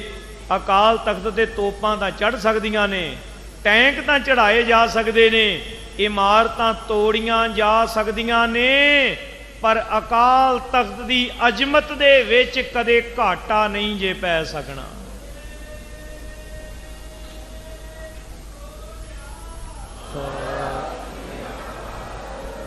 ਕਿਉਂਕਿ ਅਕਾਲ ਤਖਤ ਸਾਹਿਬ ਦੀ ਅਜ਼ਮਤ ਬੰਦੂਕਾਂ ਕਰਕੇ ਨਹੀਂ ਹੈ, ਅਕਾਲ ਤਖਤ ਸਾਹਿਬ ਦੀ ਅਜ਼ਮਤ ਕਿਸੇ ਨੋਟਾਂ ਦੀ ਕਰੰਸੀ ਕਰਕੇ ਵੀ ਨਹੀਂ ਹੈ। ਅਕਾਲ ਤਖਤ ਸਾਹਿਬ ਦੀ ਜਿਹੜੀ ਅਜ਼ਮਤ ਹੈ ਉਹ ਰੂਹਾਨੀ ਹੈ, ਉਹ ਕਰਤੇ ਪੁਰਖ ਦੀ ਸ਼ਕਤੀ ਹੈ ਜਿਹਦੇ ਆਸਰੇ ਤੇ ਦੁਨੀਆ ਚੱਲਦੀ ਹੈ। ਸੋ ਵੱਡੇ ਬਾਦਸ਼ਾਹ ਇਹ ਜਿਹੜਾ ਜਹਾਂਗੀਰ, ਜਦੋਂ ਇਹਨੂੰ ਪਤਾ ਲੱਗਾ ਨਾ ਚੁਗਲੀ ਮਾਰਨ ਵਾਲਿਆਂ ਚੁਗਲੀ ਮਾਰੀ, ਅੱਗੇ ਉਹਦੇ ਢਾਡੀ ਗਾਉਂਦੇ ਨੇ ਪੱਗ ਤੇਰੀ ਕੀ ਜਹਾਂਗੀਰ ਦੀ, ਤੇ ਜਹਾਂਗੀਰ ਨੂੰ ਅੱਗ ਲੱਗ ਉੱਠੀ। ਆਖੇ ਮੇਰੀ ਪੱਗ ਨੂੰ ਕਹਿ ਦਿੱਤਾ ਹੈ ਪੱਗ ਤੇਰੀ ਕੀ ਜਹਾਂਗੀਰ ਦੀ, ਵੀ ਜਹਾਂਗੀਰ ਦੀ ਵੀ ਕੀ ਪੱਗ ਹੈ। ਉਹ ਪੱਗ ਹੁਣ ਝੁਕ ਗਈ ਹੈ, ਝੁਕਣੀ ਸੀ ਝੁਕ ਗਈ। ਜੇ ਉਹ ਪੱਗ ਨਾ ਝੁਕਦੀ ਤਾਂ ਖਾਲਸਾ ਜੀ ਉਹ ਸਿਰ ਤੇ ਸਲਾਮਤ ਨਾ ਰਹਿੰਦੀ। ਆਖਰ ਉਹ ਪੱਗ ਅੱਜ ਝੁਕ ਗਈ। ਸਾਰੀ ਦੁਨੀਆ ਨੇ ਵੇਖਿਆ ਜਿਹੜਾ ਅਕਾਲ ਤਖਤ ਨੂੰ ਢਾਉਣ ਦੀਆਂ ਧਮਕੀਆਂ ਦਿੰਦਾ ਸੀ, ਅੱਜ ਉਹਨੇ ਸਿਰ ਝੁਕਾ ਲਿਆ, ਝੁਕਾ ਕੇ ਸਿਰ ਬਚਾ ਲਿਆ। ਮੈਂ ਕਹਿਣਾ ਕਿੰਨਾ ਸਿਆਣਾ ਸੀ ਜਿਨ੍ਹਾਂ ਨੇ ਝੁਕਾਇਆ ਨਹੀਂ, ਫਿਰ ਉਹਨਾਂ ਦੀਆਂ ਗਰਦਨਾਂ ਸਲਾਮਤ ਵੀ ਨਹੀਂ ਜੇ ਰਹੀ। ਜਿਨ੍ਹਾਂ ਨੂੰ ਇਹ ਹਉਮੈ ਹੋ ਗਈ ਕਿ ਅਸੀਂ ਨਹੀਂ ਝੁਕਣਾ ਤੇ ਅਕਾਲ ਤਖਤ ਨੂੰ ਢਾ ਦੇਾਂਗੇ, ਝੁਕਾ ਦੇਾਂਗੇ, ਫਿਰ ਉਹਨਾਂ ਦਾ ਹਾਲ ਆਪਾਂ ਵੇਖਿਆ। ਜਿਹੜੇ ਮੀਰ ਮੰਨੂ ਵਰਗੇ, ਜ਼ਕਰੀਏ ਵਰਗੇ ਔਰ ਅਹਿਮਦ ਸ਼ਾਹ ਅਬਦਾਲੀ ਵਰਗੇ ਤੇ ਵਰਤਮਾਨ ਇਤਿਹਾਸ ਤੇ ਜਿਹੜੇ ਹੰਕਾਰੀ ਹੁਕਮਰਾਨ, ਉਹਨਾਂ ਦਾ ਵੀ ਹਾਲ ਆਪਾਂ ਵੇਖਿਆ। ਸੋ ਖਾਲਸਾ ਜੀ, ਇਸ ਤਰ੍ਹਾਂ ਆਪਾਂ ਸਾਰੇ ਹੀ ਆਪਣੇ ਮਨ ਦੇ ਵਿੱਚ ਇਹ ਭਾਵਨਾ ਸ਼ਰਧਾ ਲਿਆਈਏ। ਧੰਨ ਗੁਰੂ ਹਰਗੋਬਿੰਦ ਸਾਹਿਬ ਜੀ, ਜਿਹੜਾ ਸੀਸ ਤੇਰੇ ਤਖਤ ਅੱਗੇ ਝੁਕਦਾ ਹੈ ਉਹਨੂੰ ਹੋਰ ਕਿਤੇ ਝੁਕਣਾ ਨਹੀਂ ਪੈਂਦਾ। ਉਹ ਸੀਸ ਨੀਵਾਂ ਨਹੀਂ ਹੁੰਦਾ ਬਲਕਿ ਹੋਰ ਵੀ ਉੱਚਾ ਹੋ ਜਾਂਦਾ ਹੈ। ਉਹਦੀ ਬੇਇੱਜ਼ਤੀ ਨਹੀਂ ਹੁੰਦੀ ਬਲਕਿ ਉਹ ਹੋਰ ਵੀ ਮਾਣ ਮੱਤਾ ਹੋ ਜਾਂਦਾ ਹੈ। ਤਹਿ ਨਿਜ ਘਰ ਤੇ ਧਨ ਅਰ ਪਾਇਓ। ਫੇਰ ਬਾਦਸ਼ਾਹ ਨੇ ਬਹੁਤ ਸਾਰਾ ਧਨ ਕੱਢਿਆ ਤੇ ਧਨ ਦੀ ਭਰ ਕੇ ਥਾਲੀ ਤੇ ਉਹ ਭੇਟਾ ਚੜਾਉਣ ਲੱਗਾ। ਕਰ ਅਰਦਾਸ ਕਰਾਹੋ ਵਰਤਾਇਓ। ਸਤਿਗੁਰੂ ਸੱਚੇ ਪਾਤਸ਼ਾਹ ਜੀ ਕਹਿਣ ਲੱਗੇ, ਬਾਦਸ਼ਾਹ ਆ ਜਿਹੜੇ ਕਹਿੰਦੇ ਨਾ ਕਿ ਗੁਰੂ ਘਰ ਵਿੱਚ ਸ਼ਸਤਰਾਂ ਦੀ ਕੀ ਲੋੜ ਹੈ, ਬਾਦਸ਼ਾਹ ਸਾਡੇ ਘਰ ਦੀ ਮਰਜ਼ਾਦਾ ਹੁਣ ਇਹ ਹੈ, ਇਹ ਤੇ ਰੁਪਈਏ ਤੇ ਪੈਸੇ ਨਾਲੋਂ ਸ਼ਸਤਰ ਉਹਨਾਂ ਦੀ ਭੇਟਾ ਪ੍ਰੇਮ ਨਾਲ ਸਵੀਕਾਰ ਕੀਤੀ ਜਾਂਦੀ ਹੈ। ਤੇ ਜਿਹੜਾ ਬਾਦਸ਼ਾਹ ਤੜਫ ਤੜਫ ਕੇ ਕਹਿੰਦਾ ਸੀ ਨਾ, ਆਖੇ ਮੈਂ ਹਥਿਆਰ ਨਹੀਂ ਰੱਖਣ ਦੇਣੇ, ਮੈਂ ਘੋੜੇ ਨਹੀਂ ਰੱਖਣ ਦੇਣੇ, ਮਹਾਰਾਜ ਜੀ ਕਹਿਣ ਲੱਗੇ ਤੇ ਹਥਿਆਰ ਤੇ ਘੋੜੇ ਚੜਾਉਣ ਦੀ ਮਰਜ਼ਾਦਾ ਹੈ। ਤੇ ਬਾਦਸ਼ਾਹ ਨੇ ਇੱਥੇ ਫਿਰ ਸ਼ਸਤਰ ਭੇਟਾ ਕੀਤਾ ਸਤਿਗੁਰਾਂ ਨੂੰ, ਘੋੜੇ ਭੇਟਾ ਕੀਤੇ। ਜਿਹੜਾ ਕਹਿੰਦਾ ਸੀ ਘੋੜੇ ਨਹੀਂ ਰਹਿਣ ਦੇਣੇ, ਹਥਿਆਰ ਨਹੀਂ ਰਹਿਣ ਦੇਣੇ, ਉਹਨੂੰ ਆਪਣੇ ਹੱਥੀਂ ਹਥਿਆਰ ਵੀ ਭੇਟਾ ਕਰਨੇ ਪਏ, ਆਪਣੇ ਹੱਥੀਂ ਘੋੜੇ ਵੀ ਭੇਟਾ ਕਰਨੇ ਪਏ। ਗੁਰੂ ਸਹਿਤ ਹਜ਼ਰਤ ਮੁਦ ਧਾਰ। ਫੇਰ ਬਾਦਸ਼ਾਹ ਬੜਾ ਖੁਸ਼ ਹੋਇਆ, ਬੜਾ ਪ੍ਰਸੰਨ ਹੋਇਆ ਭੇਟਾ ਕਰਕੇ। ਮੋਨ ਗਮਨੇ ਹਿਰਨ ਦਰਬਾਰ। ਸਤਿਗੁਰੂ ਜੀ ਕਹਿਣ ਲੱਗੇ, ਬਾਦਸ਼ਾਹ ਇਹ ਤੈਨੂੰ ਮੀਰੀ ਦਾ ਅਸਥਾਨ ਵਿਖਾਇਆ, ਆ ਹੁਣ ਤੈਨੂੰ ਪੀਰੀ ਦਾ ਅਸਥਾਨ ਵਿਖਾਈਏ। ਔਰ ਦਰਸ਼ਨੀ ਬੰਧਨ ਕਰੇ। ਜਦੋਂ ਸਨਮੁਖ ਆਏ ਸੱਚਖੰਡ ਸ੍ਰੀ ਹਰਿਮੰਦਰ ਸਾਹਿਬ, ਕੋਈ ਇਹ ਨਾ ਸਮਝ ਲਵੇ ਇਮਾਰਤ ਬੜੀ ਸੋਹਣੀ ਹੈ, ਅਸਥਾਨ ਬੜਾ ਸੋਹਣਾ ਹੈ, ਆਰਕੀਟੈਕਟ ਬਹੁਤ ਵਧੀਆ ਚੰਗਾ ਹੈ, ਇੱਥੋਂ ਦਾ ਆਰਕੀਟੈਕਚਰ ਜਿਹੜਾ ਹੈ ਨਾ, ਇਹ ਗੱਲਾਂ ਨਹੀਂ, ਬਿਲਕੁਲ ਵੀ ਨਹੀਂ। ਇਮਾਰਤਾਂ ਸੋਹਣੀਆਂ ਤੋਂ ਸੋਹਣੀਆਂ, ਚੰਗੀਆਂ ਤੋਂ ਚੰਗੀਆਂ ਬਹੁਤ ਲੱਭ ਜਾਣਗੀਆਂ। ਸਾਧ ਸੰਗਤ ਜੀ ਮੈਨੂੰ ਮਾਫ ਕਰਨਾ, ਕਈ ਮੇਰੇ ਵਰਗੇ ਮੂਰਖ ਸਮਝਦੇ ਨੇ ਹਰਿਮੰਦਰ ਸਾਹਿਬ ਦੀ ਵਡਿਆਈ ਉਹਦੇ ਤੇ ਲੱਗੇ ਸੋਨੇ ਕਰਕੇ ਹੈ। ਨਹੀਂ ਪਿਆਰਿਓ, ਸੋਨਾ ਤਾਂ ਵੱਡੇ ਵੱਡੇ ਰਾਜੇ ਅੱਜ ਕੱਲ ਵੀ ਬੜੇ ਬੜੇ ਲਵਾਈ ਫਿਰਦੇ ਨੇ। ਸੋਨਾ ਤਾਂ ਕੀ ਚੀਜ਼ ਹੈ ਗੁਰੂ ਰਾਮਦਾਸ ਦੇ ਦਰ ਤੇ, ਕੱਖ ਵੀ ਨਹੀਂ। ਅਸਲ ਰੂਹਾਨੀਅਤ ਹੈ ਅੰਦਰ ਵਸਦੀ, ਜਿਹਨੂੰ ਇਹਨਾਂ ਅੱਖਾਂ ਨਾਲ ਨਹੀਂ ਜੇ ਵੇਖਿਆ ਜਾ ਸਕਦਾ। ਨਾਨਕ ਸੇ ਅਖੜੀਆਂ ਬਿਆਨ ਜਿਨੀ ਦਸੰਦੋ ਮਾਂ ਪਿਰੀ। ਉਹ ਜਿਹੜੀਆਂ ਅੱਖਾਂ ਨਾਲ ਸ੍ਰੀ ਦਰਬਾਰ ਸਾਹਿਬ ਦੀ ਅਸਲ ਅਜ਼ਮਤ ਨਜ਼ਰ ਆਉਂਦੀ ਹੈ, ਉਹ ਅੱਖਾਂ ਹੀ ਕੁਝ ਹੋਰ ਨੇ। ਗੱਜ ਕੇ ਆਖੋ ਸਤਨਾਮ ਸ੍ਰੀ ਵਾਹਿਗੁਰੂ। ਉਹ ਅੱਖਾਂ ਹੀ ਹੋਰ ਨੇ। ਤੇ ਜਿਹਨੂੰ ਸਤਿਗੁਰੂ ਉਹ ਬਖਸ਼ ਦੇਣ ਉਹਨੂੰ ਨਜ਼ਰ ਆਉਂਦਾ, ਦੂਜੇ ਨੂੰ ਨਹੀਂ ਨਜ਼ਰ ਆਉਂਦਾ। ਦੂਜੇ ਨੂੰ ਕਿਵੇਂ ਨਜ਼ਰ ਆਵੇਗਾ? ਸਤਿਗੁਰਾਂ ਨੇ ਬਾਦਸ਼ਾਹ ਜਹਾਂਗੀਰ ਨੂੰ ਕਿਰਪਾ ਕਰਕੇ ਉਹ ਐਨਕ ਦਿੱਤੀ ਹੋਈ ਹੈ ਕੁਝ ਸਮੇਂ ਲਈ, ਲੈ ਵੇਖ ਦਰਬਾਰ ਸਾਹਿਬ ਹਰਮੰਦਰ ਸਾਹਿਬ ਦੇ ਕਰ ਦਰਸ਼ਨ। ਤੇ ਖਾਲਸਾ ਜੀ ਉਹ ਦਰਸ਼ਨ ਕਰਨ ਲੱਗਾ। ਗਮਨੇ ਸਨਮੁਖ ਅੰਤਰ ਬਰੇ, ਅੰਦਰ ਪ੍ਰਵੇਸ਼ ਹੋਏ, ਸਨਮੁਖ ਜਾ ਦਰਸ਼ਨ ਕੀਤੇ। ਪੁਲ ਪਾਰ ਗੇ ਦਰਬਾਰ ਅਗਾਰੀ, ਉਹ ਪੁਲ ਤੋਂ ਦੀ ਤੁਰਦੇ ਤੁਰਦੇ ਧੰਨ ਗੁਰੂ ਰਾਮਦਾਸ, ਧੰਨ ਗੁਰੂ ਰਾਮਦਾਸ ਸੋਢੀ ਸਤਿਗੁਰਾਂ ਦੇ ਦਰਬਾਰ ਅੱਗੇ ਪਹੁੰਚ ਗਏ। ਕਰ ਪ੍ਰਣਾਮ ਕੋ ਬਰੇ ਮਝਾਰੀ, ਫੇਰ ਨਮਸਕਾਰ ਕੀਤੀ। ਜਿਹੜੇ ਬਾਦਸ਼ਾਹ ਨੂੰ ਬੜੀ ਅੱਗ ਲੱਗੀ ਸੀ ਨਾ ਭਈ ਸੱਚਖੰਡ ਸ੍ਰੀ ਹਰਿਮੰਦਰ ਸਾਹਿਬ ਦੀ ਸੋਭਾ ਸੁਣ ਕੇ ਅੱਜ ਉਹਦੀ ਗਰਦਨ ਝੁਕੀ ਹੋਈ ਹੈ। ਆਣ ਕੇ ਨੀਵਾ ਹੋ ਕੇ ਮੱਥਾ ਟੇਕੀ ਜਾਂਦਾ ਹੈ। ਗਾਏ ਰਬਾਬੀ ਸ਼ਬਦ ਅਖੰਡ, ਅੱਗੇ ਗੁਰੂ ਕੇ ਪਿਆਰੇ ਰਬਾਬੀ ਅਖੰਡ ਗੁਰੂ ਕੀ ਬਾਣੀ ਦਾ ਕੀਰਤਨ ਕਰਦੇ ਪਏ ਨੇ।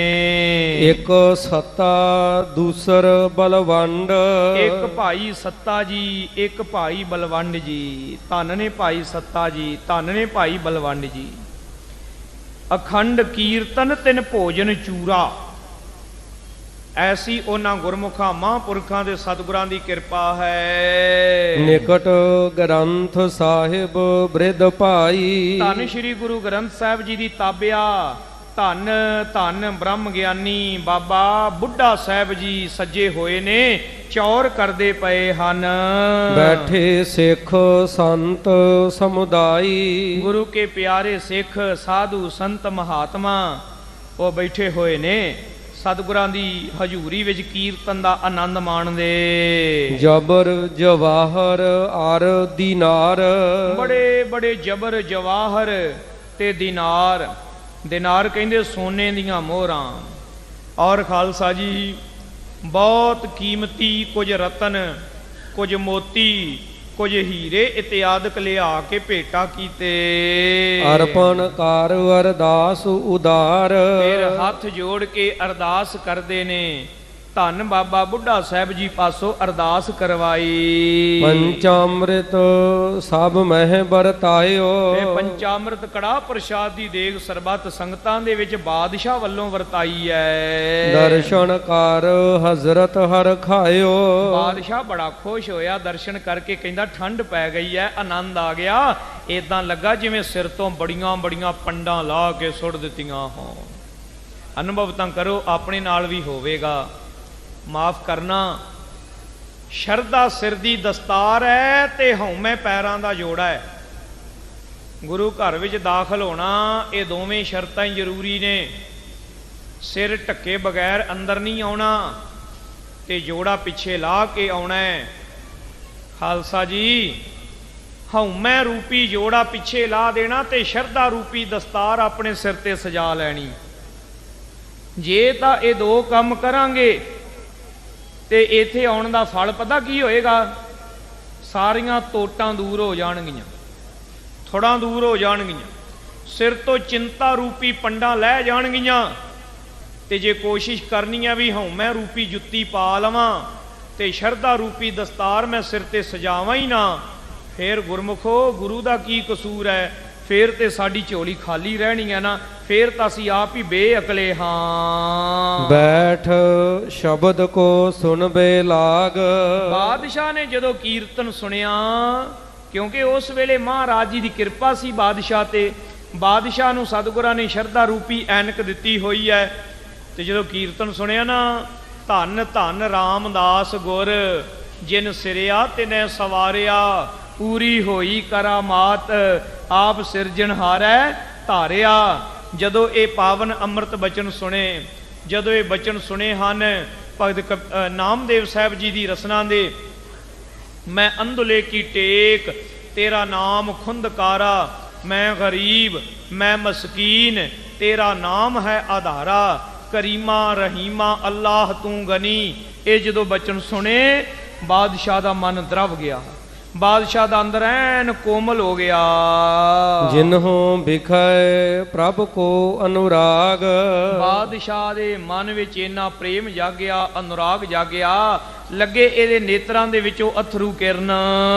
ਰੀਜਿਓ ਰਾਗ ਪਰਖ ਕਰ ਤਹਾਂ। ਰੀਝ ਗਿਆ, ਇੰਨਾ ਰੀਝਿਆ ਕੀਰਤਨ ਦੇ ਵਿੱਚ ਸਮਾ ਗਿਆ ਇੱਕ ਵਾਰਾਂ। ਦਿਓ ਰਬਾਬੀ ਕੋ ਧਨ ਮਹਾ। ਇੰਨਾ ਪ੍ਰਸੰਨ ਹੋਇਆ, ਇੰਨਾ ਪ੍ਰਸੰਨ ਹੋਇਆ ਇੱਕ ਵਾਰਾਂ ਤਾਂ ਇਹਦੇ ਮਨ ਦੇ ਵਿੱਚ ਖਿਆਲ ਆਇਆ, ਆ ਜਿਹੜੇ ਗਾਉਣ ਵਾਲੇ ਗਵਈਏ ਨੇ ਇਹਨਾਂ ਨੂੰ ਮੈਂ ਆਪਣੇ ਨਾਲ ਹੀ ਨਾ ਲੈ ਜਾ, ਇਹ ਰੋਜ਼ ਮੈਨੂੰ ਗਾ ਕੇ ਸੁਣਾਇਆ ਕਰਨਗੇ ਤੇ ਇਦਾਂ ਮੈਨੂੰ ਸੁੱਖ ਮਿਲੇਗਾ। ਤਾਂ ਸਤਿਗੁਰੂ ਸੱਚੇ ਪਾਤਸ਼ਾਹ ਕਹਿੰਦੇ ਸ਼ਕਤੀ ਇੱਥੇ ਵਰਤਦੀ ਹੈ, ਇਹਨਾਂ ਨੂੰ ਲੈ ਜਾਏਗਾ ਤੇ ਇਹਨਾਂ ਦੇ ਪੱਲੇ ਕੁਛ ਨਹੀਂ ਰਹਿਣਾ। ਉੱਥੇ ਜਾ ਕੇ ਇਹਨਾਂ ਦੇ ਕੋਲੋਂ ਆਪਣੀ ਮਰਜ਼ੀ ਨਾਲ ਗਵਾਏਗਾ, ਕੁਝ ਨਹੀਂ ਬਣਨਾ। ਸਾਧ ਸੰਗਤ ਜੀ, ਇਸ ਪ੍ਰਕਾਰ ਫਿਰ ਬਾਦਸ਼ਾਹ ਬੜਾ ਰੀਝਿਆ, ਕਹਿੰਦਾ ਮੈਂ ਇਨਾਮ ਦੇਣਾ ਹੈ। ਤੋ ਆਖਣ ਲੱਗੇ ਗੁਰੂ ਘਰ ਦੇ ਵਿੱਚ ਇਨਾਮ ਨਹੀਂ, ਗੁਰੂ ਕੇ ਰਾਗੀਆਂ ਨੂੰ ਤੂੰ ਕੌਣ ਹੁੰਨਾ ਹੈ ਇਨਾਮ ਦੇਣ ਵਾਲਾ? ਗੁਰੂ ਘਰ ਦੇ ਰਾਗੀ ਨੇ, ਇਹਨਾਂ ਨੂੰ ਭੇਟਾ ਰੂਪ ਦੇ ਵਿੱਚ ਤਾਂ ਦਿੱਤਾ ਜਾ ਸਕਦਾ। ਇਨਾਮ ਹੁੰਦਾ ਜਿਹੜਾ ਕੋਈ ਵੱਡਾ ਛੋਟੇ ਨੂੰ ਦਵੇ, ਭੇਟਾ ਹੁੰਦੀ ਹੈ ਜਿਹੜਾ ਕੋਈ ਛੋਟਾ ਆਪਣੇ ਤੋਂ ਵੱਡੇ ਨੂੰ ਦਵੇ। ਤਾਂ ਖਾਲਸਾ ਜੀ, ਜਿਵੇਂ ਕੋਈ ਗਾਉਣ ਵਾਲੇ ਗਾਉਂਦੇ ਨੇ, ਉਹਨਾਂ ਨੂੰ ਲੋਕ ਨੋਟ ਫੜਾਉਂਦੇ ਨੇ, ਉਹ ਕੀ ਕਹਿੰਦੇ ਨੇ? ਉਹ ਕਹਿੰਦੇ ਜੀ ਆ ਫਲਾਣੇ ਨੇ ਸਾਨੂੰ ਇਨਾਮ ਦਿੱਤਾ। ਤੇ ਜਦੋਂ ਗੁਰੂ ਕਾ ਕੋ ਰਾਗੀ ਕੀਰਤਨ ਕਰੇ ਤੇ ਕੋਈ ਸਿੱਖ ਸ਼ਰਧਾ ਨਾਲ ਉਹਨਾਂ ਨੂੰ ਮਾਇਆ ਅਰਪੇ, ਉਹਨੂੰ ਕਹਿੰਦੇ ਜੀ ਇਹ ਭੇਟਾ ਦਿੱਤੀ ਹੈ। ਇਨਾਮ ਹੁੰਦਾ ਜਦੋਂ ਵੱਡੇ ਵੱਲੋਂ ਛੋਟੇ ਨੂੰ ਦਿੱਤਾ ਜਾਵੇ, ਭੇਟਾ ਹੁੰਦੀ ਹੈ ਜਦੋਂ ਛੋਟੇ ਵੱਲੋਂ ਆਪਣੇ ਤੋਂ ਵੱਡੇ ਨੂੰ ਕੁਝ ਦਿੱਤਾ ਜਾਵੇ। ਤਾਂ ਮਹਾਰਾਜ ਜੀ ਕਹਿਣ ਲੱਗੇ ਤੇ ਭੇਟਾ ਦਾ ਰਿਵਾਜ ਹੈ, ਭੇਟਾ ਦੇ ਸਕਦਾ ਹੈ। ਤਾਂ ਖਾਲਸਾ ਜੀ, ਭੇਟਾ ਜਿਹੜੀ ਹੈ ਉਹ ਬਾਦਸ਼ਾਹ ਨੇ ਉਹਨਾਂ ਨੂੰ ਭਾਈ ਸੱਤਾ ਤੇ ਬਲਵੰਡਾ ਜੀ ਦੇ ਚਰਨਾਂ ਵਿੱਚ ਰੱਖ ਕੇ ਨਮਸਕਾਰ ਕੀਤੇ। ਪੌਣ ਉਠ ਗੁਰ ਜੋਤ ਬਾਹਰ ਆਏ। ਫਿਰ ਸਤਿਗੁਰੂ ਜੀ ਤੇ ਬਾਦਸ਼ਾਹ ਉੱਠ ਕੇ ਬਾਹਰ ਆਏ ਨੇ। ਇਸ ਤਰ੍ਹਾਂ ਗੁਰੂ ਸਵਾਰਿਓ, ਸਤਿਗੁਰੂ ਜੀ ਦਰਬਾਰ ਸਾਹਿਬ ਜੀ ਦੇ ਦਰਸ਼ਨ ਕਰਵਾ ਰਹੇ ਨੇ। ਸੋ ਅੱਗੋਂ ਫਿਰ ਬਾਦਸ਼ਾਹ ਦੀਆਂ ਬੇਗਮਾਂ ਕਿਵੇਂ ਦਰਸ਼ਨ ਕਰਨਗੀਆਂ ਤੇ ਬਾਦਸ਼ਾਹ ਅੱਗੋਂ ਕੀ ਬਚਨ ਵਿਲਾਸ ਕਰੇਗਾ, ਇਹ ਪ੍ਰਸੰਗ ਆਪਾਂ ਆਉਂਦੇ ਦਿਨਾਂ ਦੇ ਵਿੱਚ ਸੁਣਾਂਗੇ। ਸਤਿਗੁਰੂ ਜੀ ਗੁਰੂ ਕੀ ਸੰਗਤ ਆ ਬਖਸ਼ਿੰਦੋ ਬਖਸ਼ ਲੈਣਾ। ਸਮੇਂ ਦੀ ਸਮਾਪਤੀ ਹੈ। ਅੱਜ ਦੇ ਇਤਿਹਾਸ ਤੇ ਪ੍ਰਸੰਗ ਨੂੰ ਇੱਥੇ ਹੀ ਸੰਕੋਚਦੇ ਹੋਏ ਆਪ ਜੀ ਦੇ ਚਰਨਾਂ ਦੇ ਵਿੱਚੋਂ ਖਿਮਾ ਦੇ ਜਾਚਕ ਹਾਂ ਜੀ। ਆਓ ਅਖੀਰਲੇ ਬਚਨਾਂ ਨੂੰ ਰਸਨਾ ਦੁਆਰਾ ਸਾਂਝੇ ਕਰਕੇ ਸਤਿਗੁਰਾਂ ਦੇ ਦਰ ਘਰ ਦੀਆਂ ਖੁਸ਼ੀਆਂ ਪ੍ਰਾਪਤ ਕਰੀਏ ਜੀ। ਪੌਣ ਉਠ ਗੁਰ ਜੋਤ ਬਾਹਰ ਆਏ। ਤੇਰੇ ਅਕਾਲ ਤਖਤ ਹਰ ਖਾਏ।